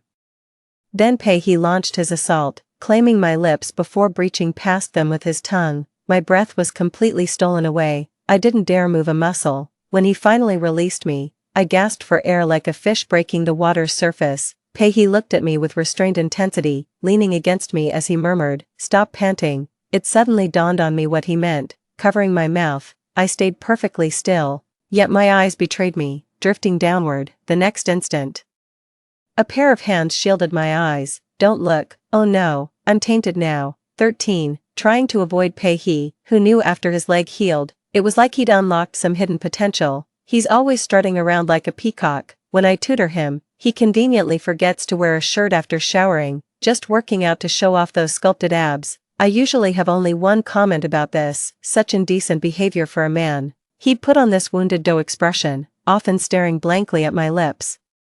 But time flew by. After catching me kissing Pei He, Zhou Yang never bothered me again. I heaved a sigh of relief. I hope to never have anything to do with him in this lifetime. Following midterms, the school organized an autumn hiking trip. I'm hopeless at sports. Pei He literally dragged me up the entire mountain. During free time, Jiang Xian, who'd never had issues with me before, came over. With tears in her eyes, she pleaded, "Please, don't take Zhou Yang from me." I was baffled and shocked. What the hell are you talking about? Does she not realize I want nothing to do with them? I like him, but with you around, he'd never look my way. That's between you two. Last time around, she pulled the same act, playing the victim to guilt-trip me into giving up Zhou Yang, yet she clearly knew Zhou Yang's heart had already swayed toward her at that time. She just wanted to wash away the stigma of being labeled a homewrecker. I won't give either of them the time of day for the rest of my life. Her coming back to contact me again, absolutely ridiculous. I didn't want to waste time arguing with her. As I turned to leave, Jiang Xian grabbed my wrist. "Jiang Shui, You already have everything. Why are you still clinging to Zhou Yang? You have biological parents who adore you, Pei He who's crazy about you, even his parents treat you like their own. I've got nothing, Zhou Yang's all I have, Jiang Xian. Are you out of your mind? First you refused to go back to your original family, so my parents took you in, they've always favored you over me. When I had to live with Pei He's family, did they even check on me? All these years, have I ever competed with you for anything? Because I knew how the story would go, I could never win against her, that's why I never fought back. If you liked Zhou Yang, go chase him yourself. What's that got to do with me? Let me make this crystal clear, I will never have feelings for Zhou Yang. Are we done here? I looked up to see Zhou Yang standing not far away, glaring at me with clenched teeth and bloodshot eyes. He must have heard, good that he did. I tried shaking off Jiang Xian's grip, but she held on tight. In our struggle, we lost footing and tumbled down the slope together. 14. Thank goodness, the tree broke our fall. We dangled from the branch in tandem. Zhou Yang's face appeared above us. Jiang Shuwei, he's calling for me, like a wounded beast in agony and despair. For a fleeting moment, it took me back to the last words he ever said to me in our past life. He said he regretted saving me, that we're even now. Zhou Yang, save me. Tears streamed down Jiangxin's face. I'm so sick of these forced either-or scenarios. I don't need anyone to save me, Zhou Yang. I can't hold on much longer, I'm so scared. Jiang Xian kept sobbing endlessly. I looked down and let go of the branch the moment I saw Zhou Yang reaching out. As I fell, I heard Zhou Yang's heart-wrenching scream, Wei Wei, no, how strange, why on earth is he crying, how strange, did I just see him lunge forward? My back hit the ground hard, forcing out a pained grunt. Fortunately, I regained my composure quickly. I don't need his rescue, I can save myself just fine. The watch Pei he gave me still has a signal, which means I can find my way. Sitting where I was, I studied it for a while, found the compass, and was about to set off. A gust of wind swept by, and suddenly a shadow lunged at me. It's Pei He, 15, he clung to me desperately, heavy breathing filled my ears, then came a choked sob. Jiang Shuwei, his tears trickled down my neck, yet he held me tighter, whispering in a voice laced with desperation, I'm so scared, terrified of losing you again. I froze. Again, what did he mean by that? Pei He never answered my question. After what felt like forever, they finally let go and gave me a thorough once-over. Are you hurt anywhere? I shook my head. I saw the platform was covered with dry leaves, looked soft enough to cushion the fall. Don't ever pull a stunt like that again, understood? I could tell they were worried about me, nodded and asked, how did you find me? That was quick. He crouched by my feet and said, come up here, I can walk. Stop being stubborn, he commanded. It was Pei He who was being the most obstinate right then. Unable to resist him, I ended up clinging to his back. His shoulders were broad, his back warm and comforting. As we descended the mountain, he admitted, call me sneaky if you want, there's a tracker in the watch. I froze for a moment. He continued, I'm terrified of not being able to find you in time. And I know I shouldn't keep things from you, but what if something like today happens again? Jiang Shuwei, I feel so insecure, I'm terrified, do you trust me? Only then did I understand what he meant when he asked me that day, would you stand firm in believing me? With a sigh, I wrapped my arms around his neck and leaned against him. Pei He, I'm fine, I won't let anything happen to you. A sudden warmth flooded my heart as I told him, I trust you, I'll keep it with me, Wei Wei, I'll always protect you, I know. From the very first day we met, Pei He has been protecting me. How strange, this person never existed in the storyline I remembered from my past life, yet in this lifetime, he appeared beyond the script, standing by my side whenever I was alone. I sniffled and whispered, thank you, Pei He, 16. When we finally rejoined the main group, we learned Zhou Yang had jumped from that great height to save me, and broken his leg in the fall. He'd already been rescued. Jiang Xian was also slightly injured and hospitalized. Pei He glanced at me cautiously after finding out. Are you going to see them? I shook my head and squeezed his hand. You carried me all that way to save me. I'm not that ungrateful. I know who really matters. Pei He stared at me for a long moment before scooping me up like an overexcited puppy. Absolutely delighted, I asked him, I'm still curious, why do you have such a grudge against Zhou Yang? He's been targeting Zhou Yang since the moment he arrived, but according to the plot, there shouldn't be any bad blood between them. Pei He let out a cold laugh. I just can't stand scumbags. Before I could react, he pulled me outside. You must be bored staying in, it's snowing, let me take you to build a snowman. after we built the snowman, Pei held my hand in his pocket again and took me to buy hot milk tea. While waiting for him, Zhou Yang showed up instead. With a slight limp, he sat down across from me. I ignored him. He started talking unprompted. Wei, do you know what went through my mind when I saw you fall?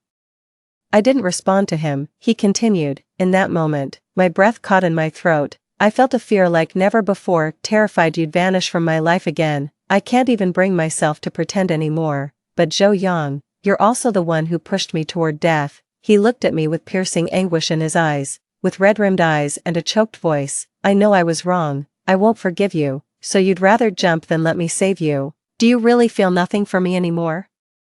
Feelings, I find it ridiculous. Should I have any? Back when we only had each other, you lost a leg for me. It broke my heart. Now you're trying to guilt-trip me with this new injury. It just makes me sick. The light in his eyes died instantly as he forced a bitter smile. You don't love me at all anymore, do you? I said firmly. No, I don't. Wei, just give me one more chance. Let me win you back properly. I'll make it up to you. No, but I love you. It's always been you, I said.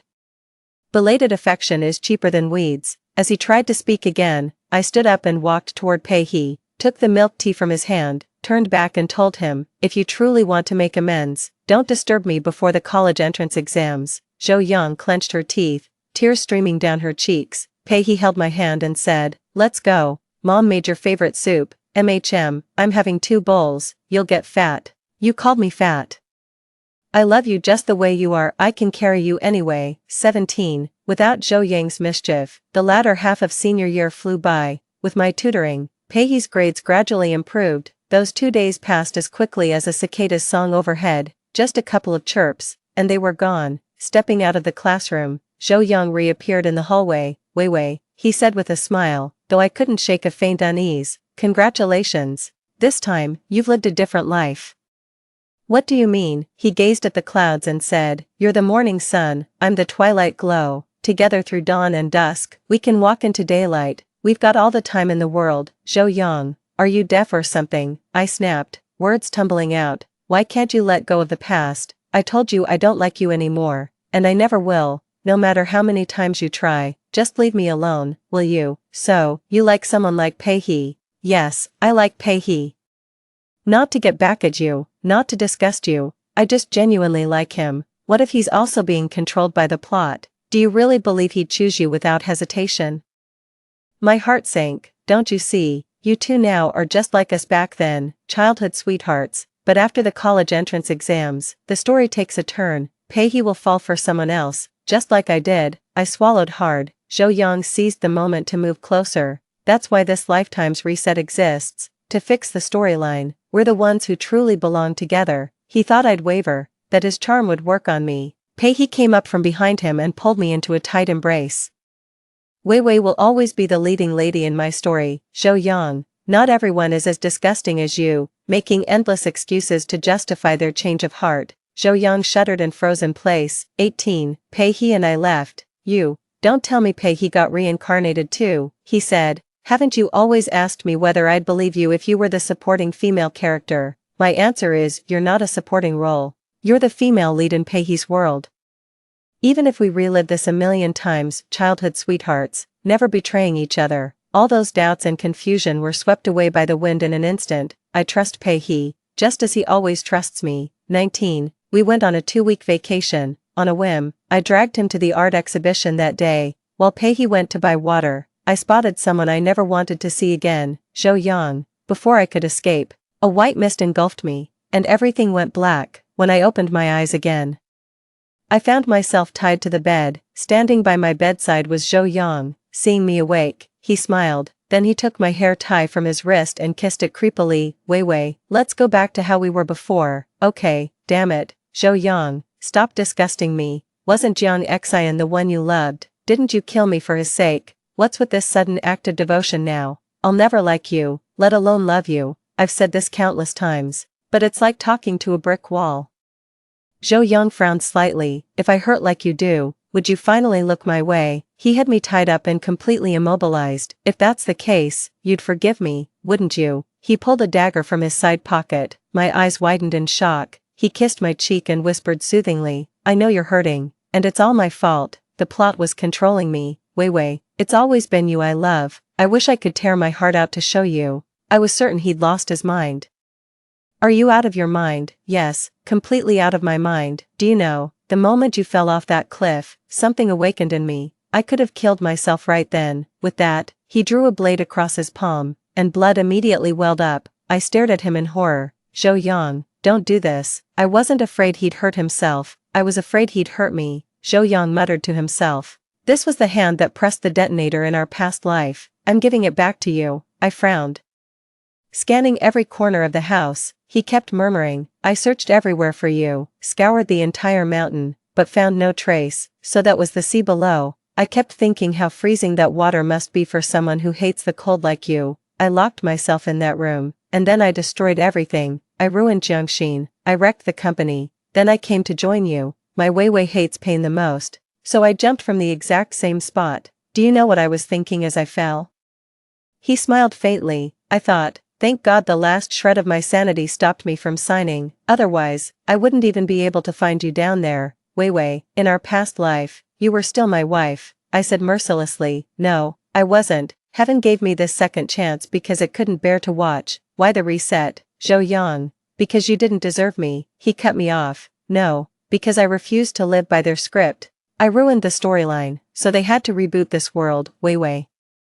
Even in this reincarnated life, I remain the male lead of this world, and whoever the male lead chooses to love becomes the female lead. Zhou Yang's lips curled into a smirk, radiating absolute confidence. Let's stay here forever, shall we? Suddenly I remembered our past life, how he refused to sign the papers yet wouldn't let me go, stripping me of corporate authority before confining me to house arrest. In our previous life he warned, Wei Wei, don't test my patience, I begged him.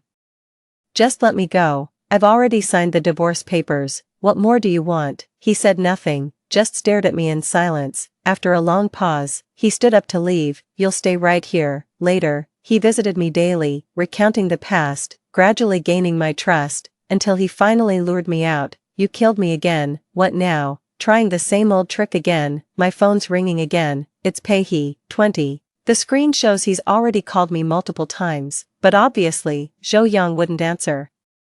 He picked up my phone and glanced at it. He cares about you deeply, yet according to the plot, he's supposed to fall for Jiang Xian. After a moment's thought, he lowered his eyes and smiled. Perfect. The whole point of reliving this life was to fix the storyline. Wei Wei, this time I'll stand firm in choosing you. It's too late, Zhou Yang. I don't love you anymore. I said it calmly, as if discussing someone else's affair. What's the point of clinging to someone who doesn't have you in their heart? Zhou Yang's expression was resolute. It matters. At least this way you're still by my side. One day, you'll forget Pei-hee. We'll have a happy future together. I stared at him expressionlessly. Are you going to imprison me again like in our past life? Zhou Yang didn't answer, simply drawing back the curtains. The blinding sunlight streamed in, making my eyes water. He turned to stare at me.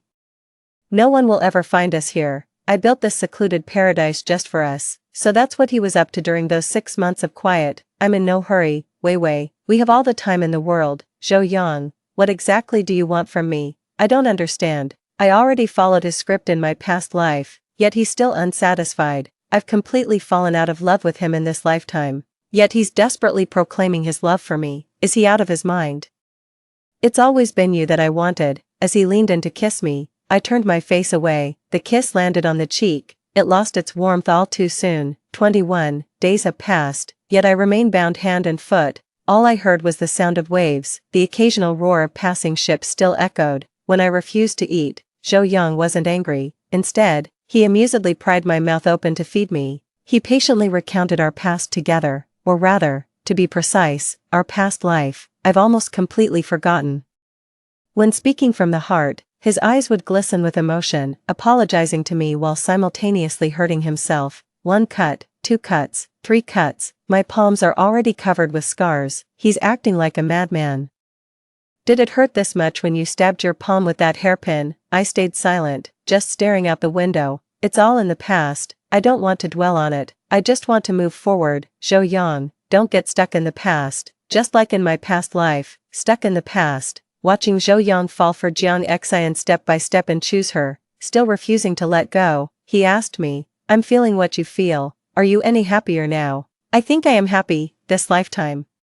It's Zhou Yang's turn to watch me fall for Pei He day by day and choose him instead. If he had to relive my past life, what could be more agonizing than watching the one you love fall for someone else with full awareness? If you want me to be happy, let me go. I can't. Wei, let's stay like this forever. Okay, I'll love you always. No, Zhou Yang, stop your hypocritical act. You never loved me, you just hated being controlled, despised that period when others dictated your life.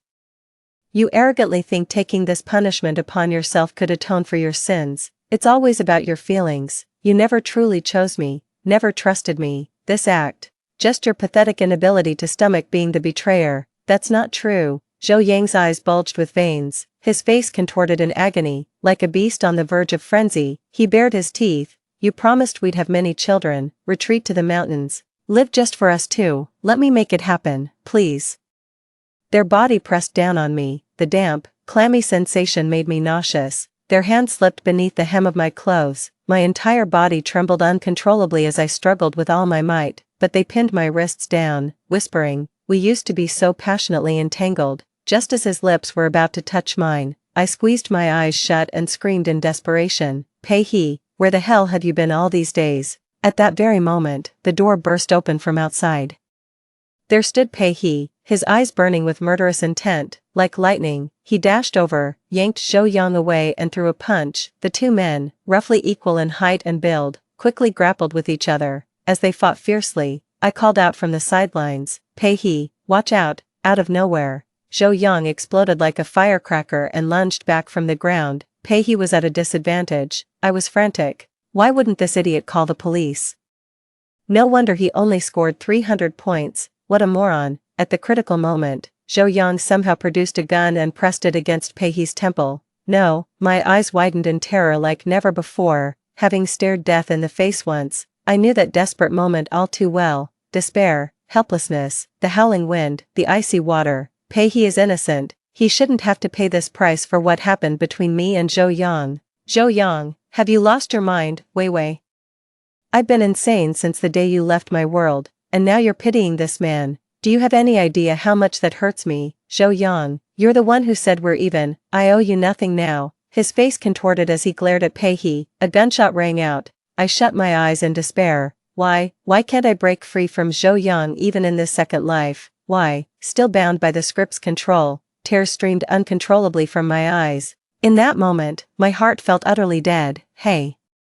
Open your eyes, see, I'm still here. Why the long face like you're mourning a dead husband? It was Bai He's voice. As I opened my eyes, that roguish face came vividly into view. How can you still crack jokes at a time like this? I wanted to hug him, but soon I saw Zhou Yang struggling to his feet, blood streaming from the gunshot wound in his arm. The officers at the entrance finally arrived, yet Zhou Yang swiftly grabbed the gun with his other hand, the moment he raised it. I thought he'd aim at Pei He, but it was unexpected. He rushed to the window, eyes filled with despair. In the most dangerous moment, you thought of others, not me. I looked at him as the dawn painted the sky outside. The sun rose over the sea, casting shimmering rays. Zhou Yang stood against the light, his entire body shrouded in shadows. Wei, is the ocean water cold? He gave me his final smile. Wei, I promised I'd never make you cry again. I kept my word. Then, the gunshot rang out. He plunged into the sea. 22. Life returned to normal. After that day, it was Jiang Xian who recovered Zhou Yang's body. She moved out of the Jiang residence. I promised to protect him with all my heart. As she was leaving, she said to me, "You know we're in a book, don't you?" I froze for a moment before nodding. So she'd become self-aware too. "I'm sorry for stealing him from you in our past life. I couldn't help loving him." You probably thought this life would follow some script, didn't you?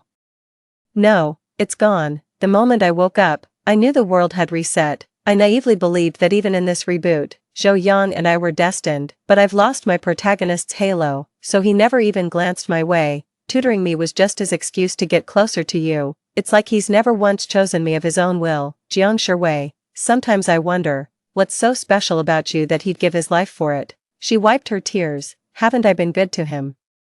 Why won't he even glance at me in this lifetime? I pressed my lips together. Just like why I refused to let go in my past life, that was the purest love of our youth, untainted by anything else, simply because I loved you. As we grow older, Love comes with so many strings attached that it becomes hard to believe in. Zhou Yang and I weathered countless days and nights together, growing into adults through shared hardships. Perhaps this feeling truly is unforgettable, Jiang Xian finally said. I'll take good care of him. If there's another life, let's never meet again. After she left, he came out and held me in his arms. If it hurts, just let it out. I shook my head. I didn't feel like crying, just this hollow ache. Finally at peace, my feud with Zhou Yan has finally come to an end. Wrapping my arms around Pei's waist, I looked up at him. If the plot ever forces you to fall for someone else, promise you'll tell me right away. He pinched my cheek. Do I look like someone who can be controlled? Jiang Shui, you're not thinking of using me and then dumping me, are you? Let me tell you, I won't let you off that easy. I was furious. What do you mean by using you? He grabbed my hand and pressed it against his abs. Come on, feel them again. Who was it that said they weren't hard enough last time? You pervert. Humph, you haven't seen how much worse I can be. Even as he said this, he gently kissed my forehead and whispered, Jiang Shui, you'll always be the destined heroine in Pei's story. Even if the whole world betrays you, I'll stand by your side against them all. I pouted, though my eyes still sparkled with joy, and asked that age-old question everyone loves to ask, do you love me? This time, he answered me with a lingering kiss. It escalated until I could barely stand straight. I protested, Pei, you're taking advantage of me. Holding me in his arms with a satisfied smile, he murmured, you've no idea how long I've waited for this day. It feels like 2 lifetimes combined. Outside the window, the moon shone bright amidst a sea of stars. Our story has only just begun. End of main story. Pei's side story. How ridiculous. I woke up one day with this random plotline stuck in my head. Turns out I might just be the supporting male lead in some novel. This is insane. Someone like me, with this kind of backstory, is only a side character. It actually told me to get close to someone named Jiang Xian, and then ordered me to frame a girl called Jiang Shui. What kind of moron came up with this plot? I'm a living person, she never wronged me. Why should I harm her? That voice in my head keeps warning me, urging me to find Jiang Xian and create obstacles for someone named Zhou Yang. This is getting even more absurd. Why should I do what it says? I refuse. My life is mine to control. No one gets to call the shots. But ever since that day, I kept running into that girl named Jiang Shui. The voice claimed she was just a supporting character in this world, doomed to a tragic ending in the story. I'd even teach her a brutal lesson to avenge Jiang Xian. I wish I could teach this ridiculous plot a lesson.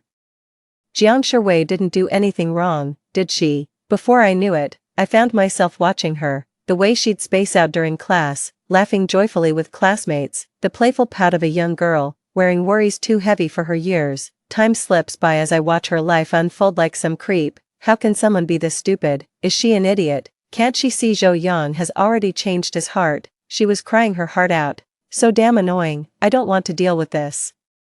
Yet my feet refuse to move. One thought burns fiercely in my mind, don't let her cry. So I changed into the frog mascot costume. Goddamn genius move. Here I am, the illustrious young master of the Pei family, wearing this ridiculous outfit. As I knelt before her, her beautiful eyes welled up with tears, her long lashes glistening like frost. She said, I don't have cash. Are you selling balloons? I can scan the QR code to pay. How clueless. Can't you tell I'm just trying to cheer her up? Alright. Can't really tell. I shook my head and did a ridiculous, wiggly dance in front of her. She looked even more confused, pulling out her phone. I didn't order a show, but since you danced, should I tip you? Unbelievable. You're giving me a tip. Do I look like a waiter to you? Fine, I'll be direct. This dummy just doesn't get what I'm trying to do. So, I hugged her. She's so soft and tiny. My heart was pounding so hard. For a moment I truly believed I was the happiest man alive. Wait. Getting this excited over a simple hug. Damn, am I really that lovesick? She seemed to finally understand me. After a brief pause, tears welled up again as she whispered, thank you, you want me to be happy, don't you? I am happy, liar. I could feel her warm tears trickling down my neck, ice cold. A sudden surge of needle-like pain pierced through my heart, an overwhelming urge to pull her into my very being. She said, you must be a merchant of joy, aren't you? I feel so much better now. She forced a smile at me. Thank you, Frog Hero, you're such a kind soul. It suddenly struck me again. Only someone like Pei could come up with this brilliant way to comfort someone. I often trailed behind her, taking the same electives, showing up at the same cafe, feeding the same stray cats, and walking her home from a distance. He reappeared by her side when she was upset, behaving in a way that felt unfamiliar to her. Just looking at her seemed to fill the void in my heart. A voice kept warning me, alert, alert, plot deviation detected, pay he. If you don't fall for Jiang Xian soon, you'll face consequences. Ha, as if I'd be scared. Bring it on then, I defiantly yelled at the voice. I don't know what you are, but you can't control my life. Who I love is my choice, my freedom. Why should I obey your arrangements? This voice punished me severely, often leaving me in excruciating pain. But I was determined to get close to Jiang Shuwei, because it's her that I love. Even if she doesn't know I exist, but so what? Love takes many forms, letting go is one of them. When my buddy found out what I'd been doing, he gasped, holy shit, a certified love-struck fool was right under my nose this whole time. I punched his arm. Damn it, I'm not some lovesick puppy, but, sniffles, I think I want more than this. I want Jiang Shuwei to be mine. That day I finally mustered the courage to text her, asking her out and confessing my feelings, saying I'd wait for her. But it was too late, she never replied. Then news broke that the Jiang heiress had crashed her car while street racing in the mountains. Her body still hadn't been recovered from the cliff fall. The rose slipped from my hand without me noticing. I stared blankly at the news. I tried to make a sound, but nothing came out. A buzzing filled my head, and when I wiped my face, I realized tears were streaming down. Are supporting male and female characters forever doomed to tragic endings? No. I refused to believe that. I rushed to that cliff, threatening with my life, confronting that voice, demanding it return my loved one, until all sound faded into silence, until the first light of dawn tinged the sky. A voice echoed, if given another chance, could you rewrite the ending? I asked, what ending? The ending where Jiang Shuwei stays with you. No, that's not the ending I want. Then what do you want? I said, I want her to be happy. I want her to break free from the script's control and have the right to choose her own path, even if she doesn't end up with me in the end. What's the point? I smiled. That is the point. I can't believe I actually got a second chance at life. This time, I met her before Zhou Yang could. I gave her all the protection within my power, and this time, beyond the script's expectations, Jiang Shuwei and I fell in love. She chose me of her own accord, I thought. Pei he. You lucky bastard must have moved heaven itself. That day she asked me, if I were just a supporting character in this world, would you still believe in me? I do, the girl I grew up with. If I can't trust her, who can I trust? She said, if the plot ever forces you to fall for someone else, promise you'll tell me right away. I held her tighter. Little did she know, I'd already fought against fate in my past life. I never believe in scripts, I only trust my own heart. Besides, she's no supporting character. So I kissed her forehead and whispered tenderly, you'll always be the destined heroine in my story, Pei he. Even if the whole world betrays you, I'll stand by your side against the world. Her eyes brimmed with love as she still asked, do you love me? How could I express my love for her? Then it struck me, a kiss might be the shortcut, far better than rambling words. So let heaven and earth be our matchmakers, with the stars and moon as witnesses. Let one kiss stand in for eternity. I, Pei he, will love Jiang Shuwei forever. Zhou Yang's side story. When Wei Wei fell off the cliff, I suddenly awakened. Bizarre plotlines flooded into my mind out of nowhere. It seems I'm the male lead in some novel, but Jiang Xian is my destined soulmate. Memories with Jiang Shuwei keep flashing through my mind, her vulnerability, her coquettishness, her pitiful state, her anger, her love for me, her disappointment. Her emotions shift with my attitude, vibrant and beautiful. Before college, those lean years when we only had each other were tough yet sweet. Believing the darkest hour is just before dawn, she said to me then, Zhou Yang, let's pinky promise. We'll stay together forever. I kissed her forehead, silently grateful that such a wonderful girl was my blessing. When I broke my leg, she collapsed onto me sobbing, Zhou Yang, why are you so reckless? All I want is for you to be safe. Please don't hurt yourself because of me. I just laughed. How could this possibly count as self-harm? I want to give Wei Wei all the finest things this world has to offer. If others have it, my girl deserves it too, she said. Zhou Yang, I'm scared. I'm truly terrified of losing you. Her big eyes brimmed with tears, reflecting nothing but my image. I wiped her tears and gently pinched her cheek. Wei Wei, I'm not in pain. She clung to me tightly, voice choked with sobs. We'll make it, Zhou Yang. I'll apply for financial aid for college, get a part-time job, study hard. I just beg you, be kinder to yourself. You've given me enough love. I need you to be okay too. At that moment I thought, how could this love ever be enough? My girl deserves nothing but the finest things this world can offer. So I measured her finger and made a promise. It won't be long before I put the biggest diamond ring right here on your finger. She laughed through her tears, nodding. He kissed my lips. Zhou Yang, as long as it's you, I'd say yes to any ring. Eventually, we did become wealthy. Turned out she was the true heiress of the Jiang family. Just when she thought we could finally be happy together, something unexpected happened. I think I'm falling for Jiang Xian. It feels strange. Like two people are tearing me apart from within. One voice says, no, you're in love with Jiang Shui. One voice insists, no, your destiny lies in the river's heart. My heart is beyond my control now. My scales tip toward the river's embrace. My mind is on the verge of explosion. It felt like countless threads were constricting me, leaving me gasping for air, like a walking corpse. I mechanically went to Jiangxin to beg for the pills that could calm me down. Wei Wei and I began fighting, wounding each other with the cruelest words. Then one day, she stopped arguing with me altogether. I watched her stab her own palm viciously with a hairpin. Her hand was drenched in blood. How long had she been doing this? I had no idea, she said. Zhou Yang, we're being controlled by the plot. I need to calm down. At first I thought it was absurd, but then I remembered that irresistible urge to approach Jiang Xian whenever I saw her. Zhou Yang, I can't fight with you.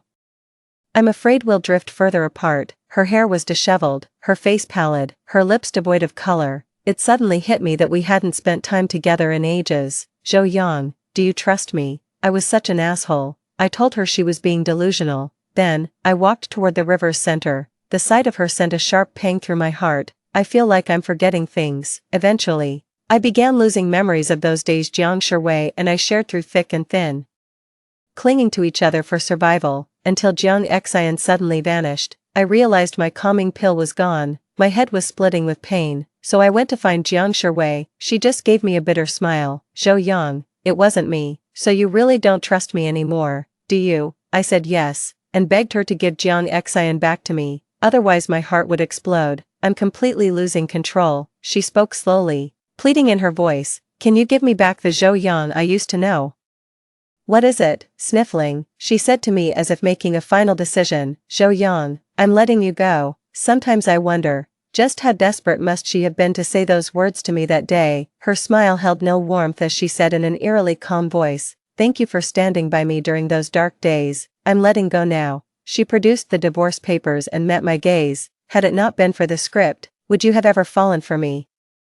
An unprecedented restlessness seized me, worse than the agony of being separated from Jiang Xian. The words tumbled out before I could stop them. If the plot hadn't forced us together, you'd never have met my standards for a partner. A bitter smile tugged at her lips as she closed her eyes, tears streaming down her face. I get it now. I'm the only one still trapped in the past. I didn't sign. Something in my mind seemed to be puppeteering me, drawing her in with feigned closeness, earning her trust, then luring her to the spot of our first kiss. She didn't cry or make a fuss, as if she already knew what I was about to do. In the end, she asked if I still remembered fighting in underground matches to pay her tuition. It felt like something exploded in my head again. Our memories kept flashing before my eyes. I didn't want to press that button, but I did. In the end, I killed her with my own hands. When that face finally faded from sight, I realized my cheeks were already drenched in tears. He'd already plotted my death, yet still asked that question I'd answered 1,000 times. No one answered anymore. How strange. The taut string inside me suddenly snapped, and countless memories came flooding back.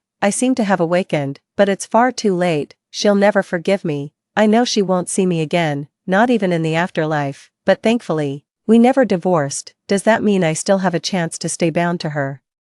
Spending lifetimes making amends. Never thought I'd actually get a second chance. This time I actually saw her walk into another man's arms. Does it hurt? Like hell. Was she in this much pain before too? I'm such an asshole. Why did it take me so long to wake up? Until she said, no, it's you who didn't trust me, who wavered in choosing me. Your heart wandered. Yes, Zhou Yang, I'm the biggest fool in the world. How laughable. Over a decade of love undone by a newcomer in mere months. Her resentment toward me is justified. I wanted to make things right, but ended up hurting her the most. Now she won't even look my way. The moment I picked up the gun, a shrill voice screamed inside my head, warning, warning, male protagonist exhibits suicidal tendencies, initiate code red protocol. those invisible hands clamped down on mine again with crushing force. With every ounce of strength, I finally pulled the trigger. Beep beep beep. Protagonist's suicide triggers world collapse, yet the world didn't end, for I traded my very soul to grant her eternal peace and happiness, so she'd remember neither the me from past lives, nor the me from this existence. All she remembered was being loved. Before my soul faded, I took one last look at her. I said, Wei, I promised I'd never make you cry again, and I kept that promise. The end. Story 2. At the age of 7, my brother was busy chasing after the poor student, which led to me being abducted. By the time I finally made it back home, the poor student had already become the fake heiress. She was dressed in an expensive princess dress, pinching her nose and looking at me with disdain. She smells so bad. Could she have some contagious disease? Just like that, the way my parents looked at me changed. And my brother's face was full of disgust. Why did you come back to disturb our lives? That's when I found out the fake heiress was also my sister-in-law. In the end, I was tortured to death by the fake heiress, while my parents and brother turned a blind eye. When I opened my eyes again, I had returned to the year I was 5 years old. That year, my parents' competitors targeted my brother, planning to kidnap him to force my parents into submission. This time, I chose to turn a blind eye. Useless brother and biased parents, go to hell together. 1. Little girl. Go tell your parents to give up on this project, or your brother will never come back. A middle-aged man wearing a baseball cap and a mask snarled at me. He was tightly gripping my brother in his hand. At that time, my brother was still just a kid, not tall, not big, and not malicious. The look in his eyes held no ferocity, only fear and pleading. The jeans embroidered with Ultraman were soaked in the middle. Big brother had wet his pants. I feigned a look of terror. Nodding vigorously like a chicken pecking at rice, the kidnapper seemed pleased, carrying brother away in a black Honda without even bothering to conceal the license plate. What kind of kidnapper does that? It smells so good. What kind of food is this? I sniffed the air and followed the sweet aroma right to the convenience store entrance, where the colorful cotton candy looked absolutely delicious. By the time I carried the cotton candy home, my parents had already returned, seeing me alone. They asked in confusion, "Where's your brother?" Taking small licks of the cotton candy, I said in a childish voice, "Dunno, cotton candy yummy, mommy daddy want some." The parents searched the house for a while, then combed through the neighborhood several times, but found no trace of their brother. They grew increasingly anxious and began calling the police. However, during that era without surveillance cameras, tracking down human traffickers was extremely difficult. The police officer questioned doubtfully, "Logically speaking, this shouldn't happen. Your neighborhood has excellent security. Why would human traffickers come here?" I've also asked the guards, and no suspicious individuals were seen entering or exiting. Mom collapsed on the floor wailing, while Dad pulled at his own hair in utter despair. I sat on the flower bed, swinging my little legs, watching them unblinkingly with wide eyes. They looked so heartbroken and miserable now, so why were they completely unfazed when they watched me die before their eyes in our past life? Brother's life matters, but mine doesn't. In that case, let's all perish together. 2. That very day, missing person posters of my brother covered every street and alley, even appearing on TV with a 30,000 yuan reward. In those days, 30,000 yuan was a substantial amount of money. I had initially wondered if the kidnappers might come forward voluntarily.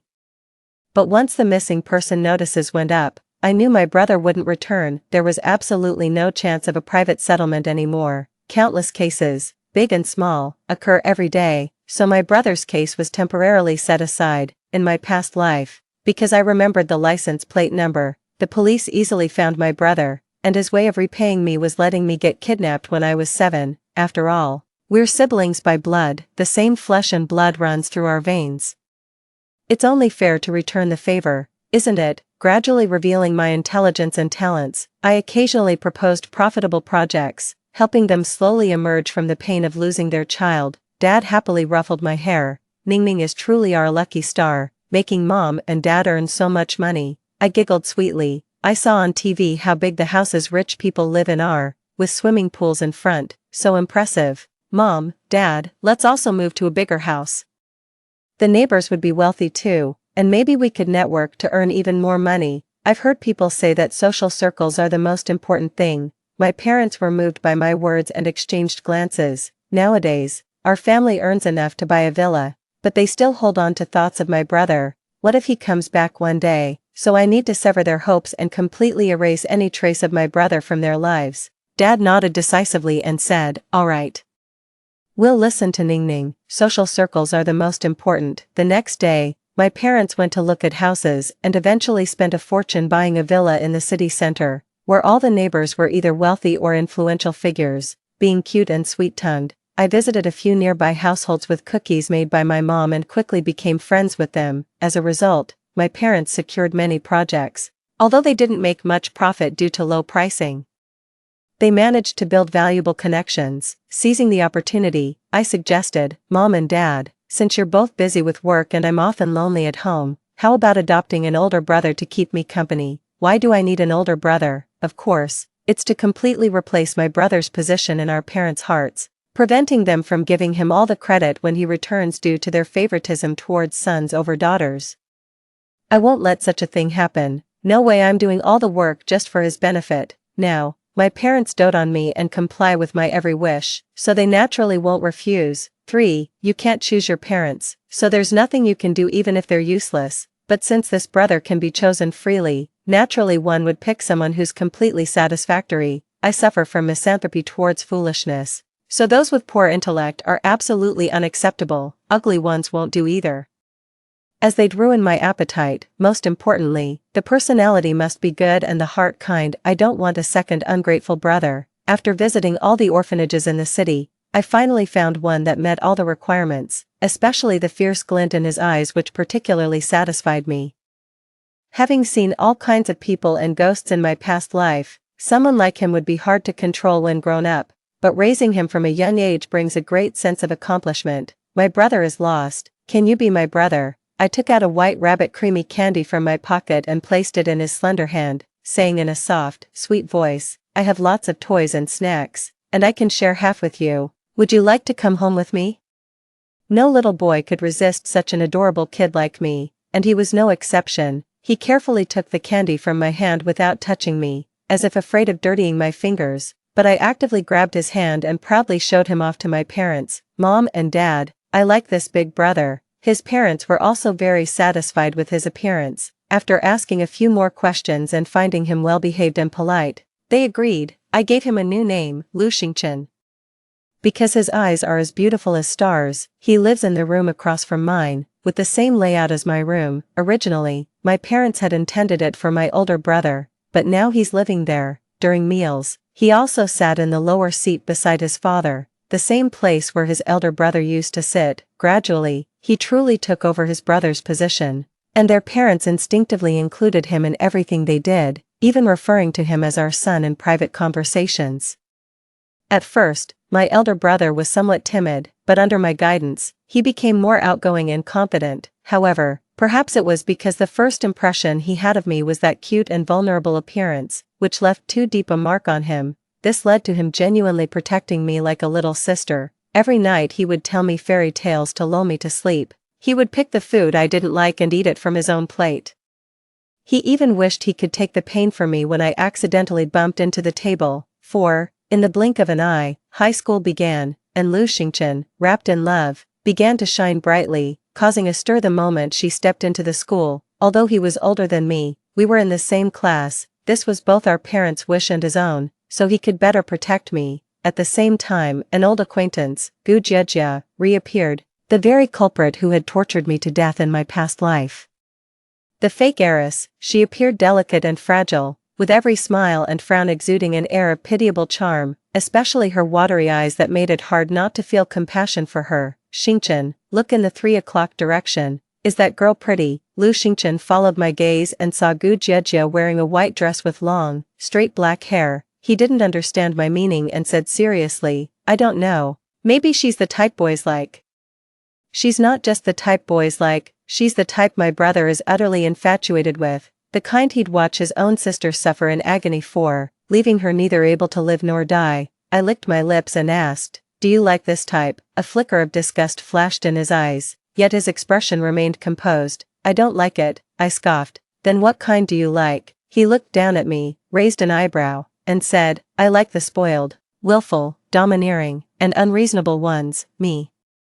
Gu Jiejia and I were classmates. She wasn't admitted through regular exams, but as a special enrollment student, specifically, a financially disadvantaged student. Every year, elite schools admit a few financially disadvantaged students to showcase their tradition of not discriminating based on family background. In reality, these students often end up being bullied here, since most attendees are either heirs or children of the wealthy. In my past life, because my older brother protected her, she was able to swagger around here without fear, but this time Big Brother isn't here. Let's see how she acts up. The first class was self-introductions. Everyone took turns going on stage confidently without stage fright, having experienced big occasions before. Naturally they weren't afraid. When it was Gu Jiejia's turn, her little face flushed red as she hesitated shyly, too embarrassed to go on stage. I am too shy. The teacher smiled and said, "It's all right.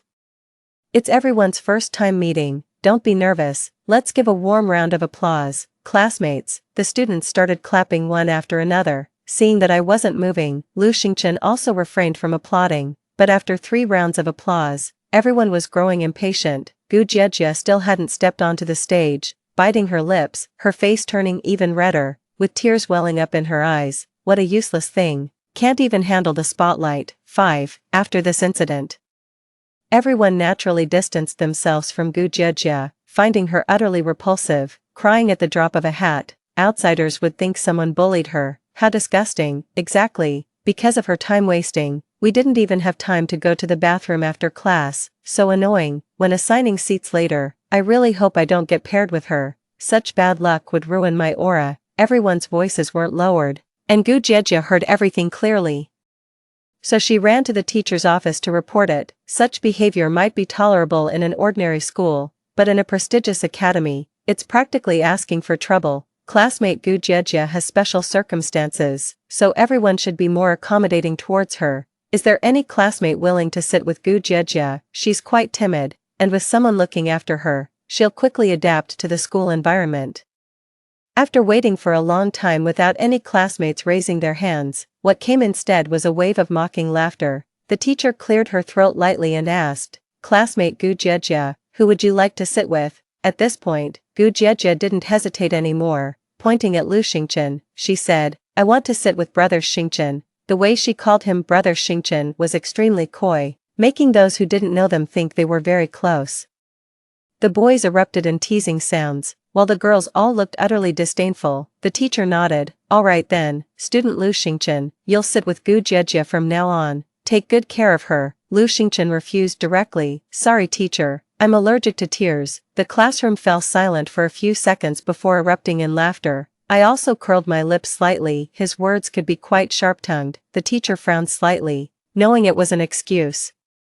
But since he was nominally the heir of the Lu group, he didn't dare offend him. Thus, he had no choice but to find a girl who seemed more approachable to sit with. After class, Gu Jiejia came looking for Lu Xingchen. She said pitifully, "Brother Xingchen, I didn't mean to put you in a difficult position earlier. I just thought you looked very familiar, as if I've seen you somewhere before." No wonder my brother was completely wrapped around her finger in our past life. Her methods are indeed effective. Standing firm on stage satisfies a guy's vanity. If that doesn't work, then lower your guard in private and play the emotional card. An ordinary guy would probably be won over by this, but Lu Xingchen remains unmoved. "Are you a pigeon, calling me brother every other word?" Gu Jiejia's eyes reddened again as she bit her lip. "Brother Xingchen, do you have some misunderstanding about me, or did you hear someone speaking ill of me? I've had a tough family situation since childhood, and everyone looked down on me. I just want to make friends and not feel so lonely." Lu Xingchen scoffed. "Then you should try making friends with girls, shouldn't you?" Gu Jiejia blurted out. "Girls are too much trouble. I prefer hanging out with boys. It's more straightforward and enjoyable without all the scheming." 6. The classroom instantly erupted with a chorus of boos from the girls. This White Lotus clearly had some green tea bitch attributes. "Don't play the innocent fox with me. We're both old hands at this game." Lu Xingchen curled his lips in a cold smile. "I don't believe all women are as you described, except for you, of course." Even with her thick skin, Gu Jiejia couldn't stay any longer. Flushing red, she returned to her seat and burst into tears with her face buried in her arms. But no one went to comfort her. They all just laughed at her. What a toad lusting after a swan's flesh. Can't she see how obviously he's rejecting her? still throwing herself at him just to be humiliated. Who says otherwise? The heir to the Lu group is someone she could ever dream of. They say women are scheming, but hers takes the cake. Lu Xingchen appears gentle and refined on the surface, but who knew he'd be such an expert at spotting gold diggers? Propping my chin, I finished enjoying the spectacle before asking with a smile, Xingchen, this is the first time I've seen you be so sarcastic. He unscrewed the thermos for me and gestured for me to drink. The people you don't like, I don't like either. I took small sips of water and chuckled lightly. Liar, you obviously didn't like her yourself. He raised an eyebrow, somewhat surprised. You noticed? I blinked and asked, why don't you like her? He pondered seriously for a moment. Her eyes are full of calculation and greed. Indeed, a brother chosen by oneself is far smarter than one with no choice. Gu Jiejie began to be isolated and ostracized, with no one speaking to her anymore. Even when she initiated conversations, people ignored her. They even sarcastically remarked, I'm a girl with deep schemes, you should find a guy instead. The boys sneered and said, we can't compare to the heir of the Lu group. You should go find him, logically. After reaching this point, one would usually stop making a fuss, attend classes obediently, and eventually be forgiven by everyone after some time, but her thought process was unusual. During the basketball game, she took the initiative to bring water to Lu Xingchen. Brother Xingchen, you play basketball so well. The whole school was watching, and boys from other classes were laughing and egging her on from the sidelines. It seemed like she was trying to emotionally manipulate Lu Xingchen.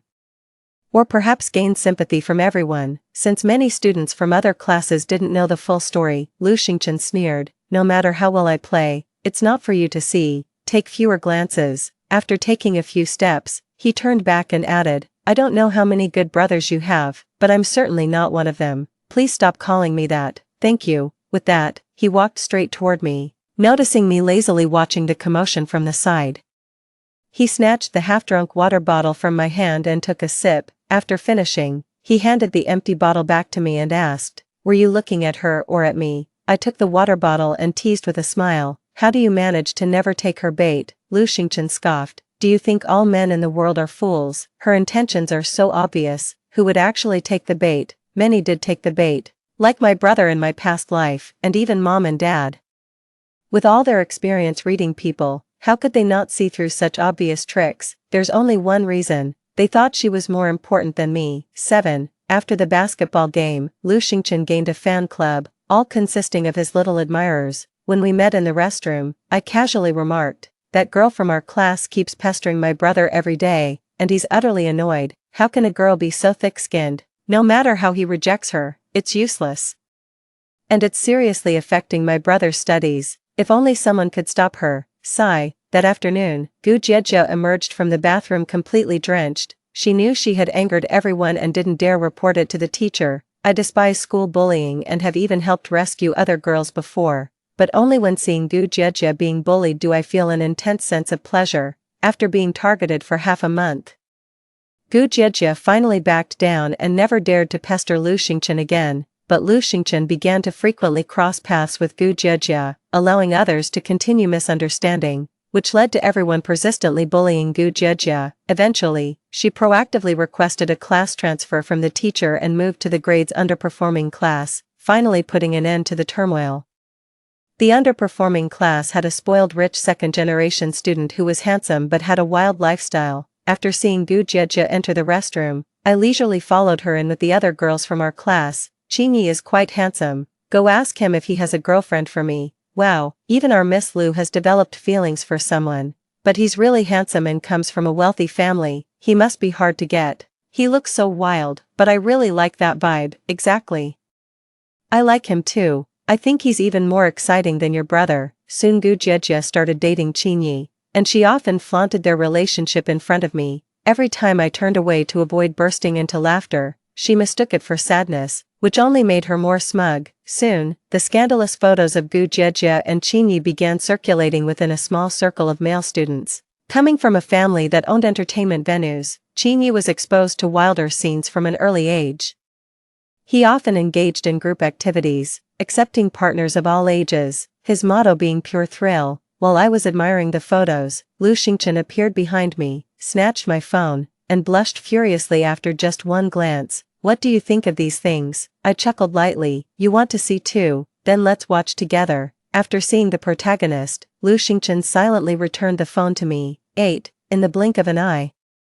Gu Jiejie had already undergone 6 abortions for Qinyi. The pitiful white lotus image she once had completely vanished, replaced by smoking, tattoos, and skirts shortened to thigh-high length, a full-fledged delinquent girl. Meanwhile, Lu Xingchen and I were achieving better academic results, ranking first and second in our grade, the pride of teachers and classmates alike. Every year I would host a birthday banquet, inviting all my classmates to strengthen our bonds, while also providing a good opportunity for our parents' generation to network and explore collaborations. Many students at school considered it an honor to attend my birthday banquet. This was my coming-of-age ceremony, exceptionally grand, with several industry leaders in attendance. I prepared a grand gift for my parents. Mom, Dad, I've been searching for you so desperately. Just as my parents and the VIPs were toasting, the door suddenly burst open, and a heart-wrenching, sorrowful male voice cried out, "I've finally come home." After saying that, he sat on the ground and burst into tears. Bald, dressed in rags, with a fierce scar on his face, he didn't look like a good person, especially with the foul stench emanating from him. Everyone silently took a few steps back, and the melodious piano music came to a stop. Mom asked in confusion, "Who are you?" The older brother immediately looked up excitedly, with tears and snot running down his face, looking both pitiful and disgusting. "Mom, Dad, I'm Lu Qingjing, your son, don't you remember me?" As he spoke, he tried to hug Mom, who instinctively took a few steps back because of the terrible smell. Quickly covering her nose, I said with disgust, "Why do you smell so bad? Do you have some kind of contagious disease?" I threw back every word Gu Jiejie had said to him, without missing a single one. My brother's eyes turned bloodshot when he saw me, stepping forward to hit me. "Lu Yining, if it weren't for you, I wouldn't have ended up like this." Lu Xingchen immediately shielded me, his expression icy as he said, "Don't bully my sister." I peeked out and said innocently, "Brother, stay away from him, he looks like an ex-convict. Did he just get out of prison?" Everyone silently took a few steps back. The older brother completely lost his temper, started overturning tables, and roared in anger. "How long have I been gone? You've already found someone to replace me. You're too much. I hate you." The security guards arrived in time and restrained the older brother, but this banquet was also forcibly interrupted. When they left, everyone had different expressions on their faces. What happened tonight would spread throughout the circle by tomorrow morning. The business deal that Mom, Dad, and the big shot were discussing also came to nothing in the end. Dad was so angry that he started throwing a tantrum as soon as they left. Couldn't he have come back at any other time? He had to show up now and completely humiliate us. Mom rubbed her temples, seemingly suffering from a headache caused by the earlier commotion. This child really came back at the wrong time. 9. The older brother, who had just finished showering and came downstairs, turned red with anger upon hearing this. "I'm your own flesh and blood. You don't care at all about how I made it back, how I've been all these years. I dreamed of our family reunion every night. How could you treat me like this?"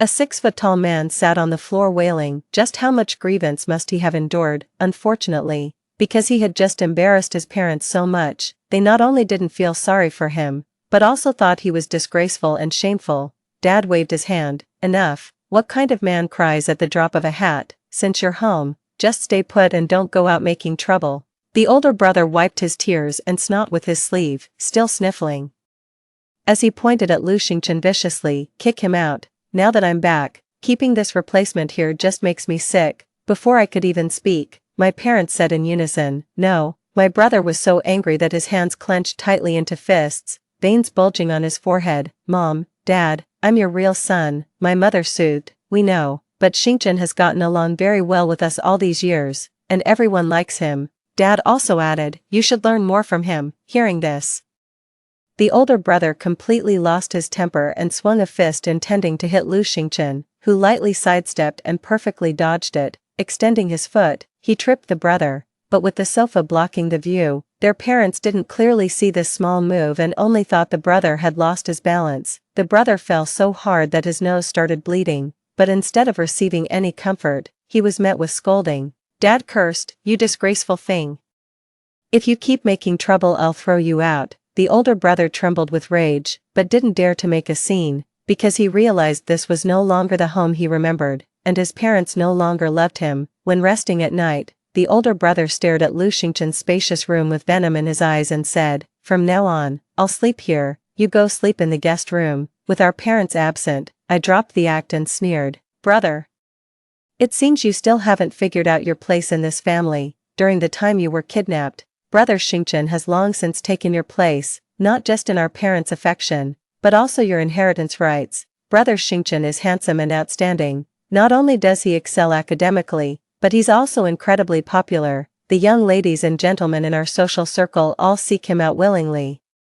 Do you really think your bloodline alone can compare to the benefits he's brought to the company? You'd better show some respect to Brother Xingchen from now on. Otherwise, once our parents grow old, you'll be thrown out and forced to return to that life of wandering and begging." Lu Xingchen stood quietly behind me, silent yet exuding an overwhelming aura of intimidation. Big Brother was furious, erupting into helpless rage. He nearly threw something but restrained himself, terrified that Dad might hear and actually kick him out, grinding his molars to dust. "Fine, just you two wait and see." 10. After escorting me back to my room, Lu Xingchen asked, "Do you really despise your brother?" I nodded, "Yes, I want to kill him." Lu Xingchen looked at me with a complicated expression, but didn't try to console me. I licked my lips. "Xingchen, don't you think Gu Jiejie and my brother are a match made in heaven?" After some thought, Lu Xingchen nodded, "A perfect match."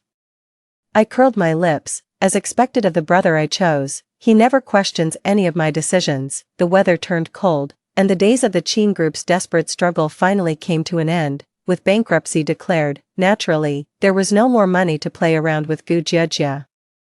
When Qin Yi was around, Gu Jiejie was particularly arrogant, bullying many classmates. Now that she's lost her protector, everyone has started bullying her again. I arranged for people to corner her in an alley and beat her up. Then I played the hero and came to her rescue. Then it was only natural to invite her over to my place. Gu Jiejie, desperately needing a lifeline at this moment, naturally wouldn't refuse me, even going out of her way to flatter me in her words. I smiled gently.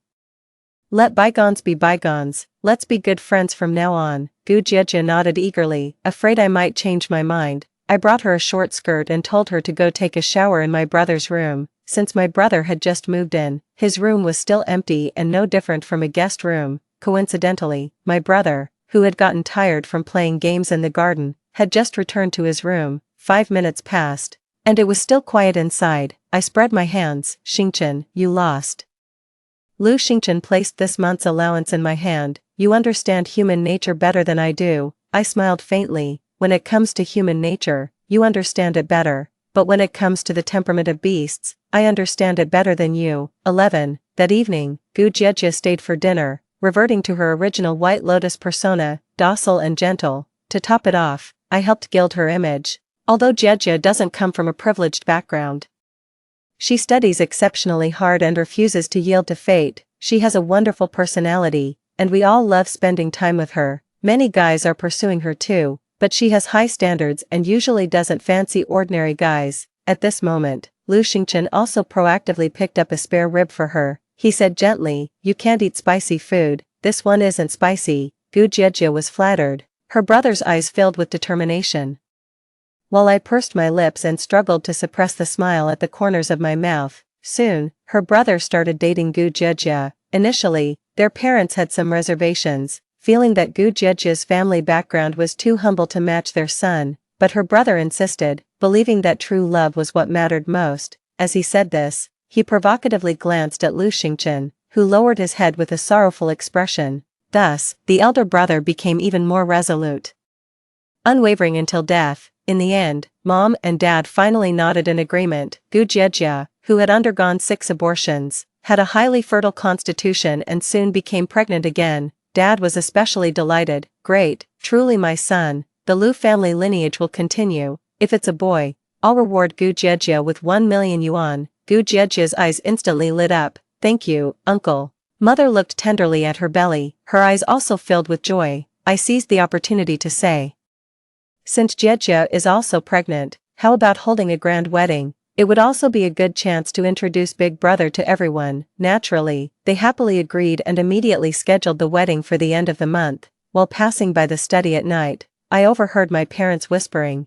"Xingjing has been wasting his years outside and can't inherit the family business." although Ening is outstanding. She's still a girl after all, and the company can't be handed over to her. If this child is a boy, he'll inherit the company in the future. If it's not a boy, we'll keep having children until we get one. Although the company has reached its current scale thanks to Ening, it's just her fate not being born a boy. I curled my lips. Just like in my past life, they still favor sons over daughters. Then I'll send them another grand gift. 12. Although the wedding between brother and Gu Jiejie was somewhat rushed, every item used was exquisitely luxurious. I marveled. Xingchen, this wedding is truly beautiful. Lu Xingchen glanced at the USB drive I was fiddling with and chuckled. And yet you're still planning to destroy it, facing my provocatively toasting elder brother. I also raised my drink and clinked it with his from a distance. Taking a small sip, smiling meaningfully, I said, otherwise they won't learn their lesson. The wedding march slowly began to play as my brother and Gu Jiejie walked hand in hand, making a barely passable handsome couple. Both my father and mother took turns giving speeches on stage, reading from heartfelt scripts that brought tears to their eyes. Lu Xingchen peeled a white rabbit milk candy for me. I chuckled softly, what's this for? I'm not a kid anymore. He pushed the candy to my lips. Sweet. I mischievously licked it with my tongue and blinked. It really is sweet. He reached out and pinched my cheek, then shoved it straight in, rubbing my still aching cheek. I turned and headed backstage. Ah.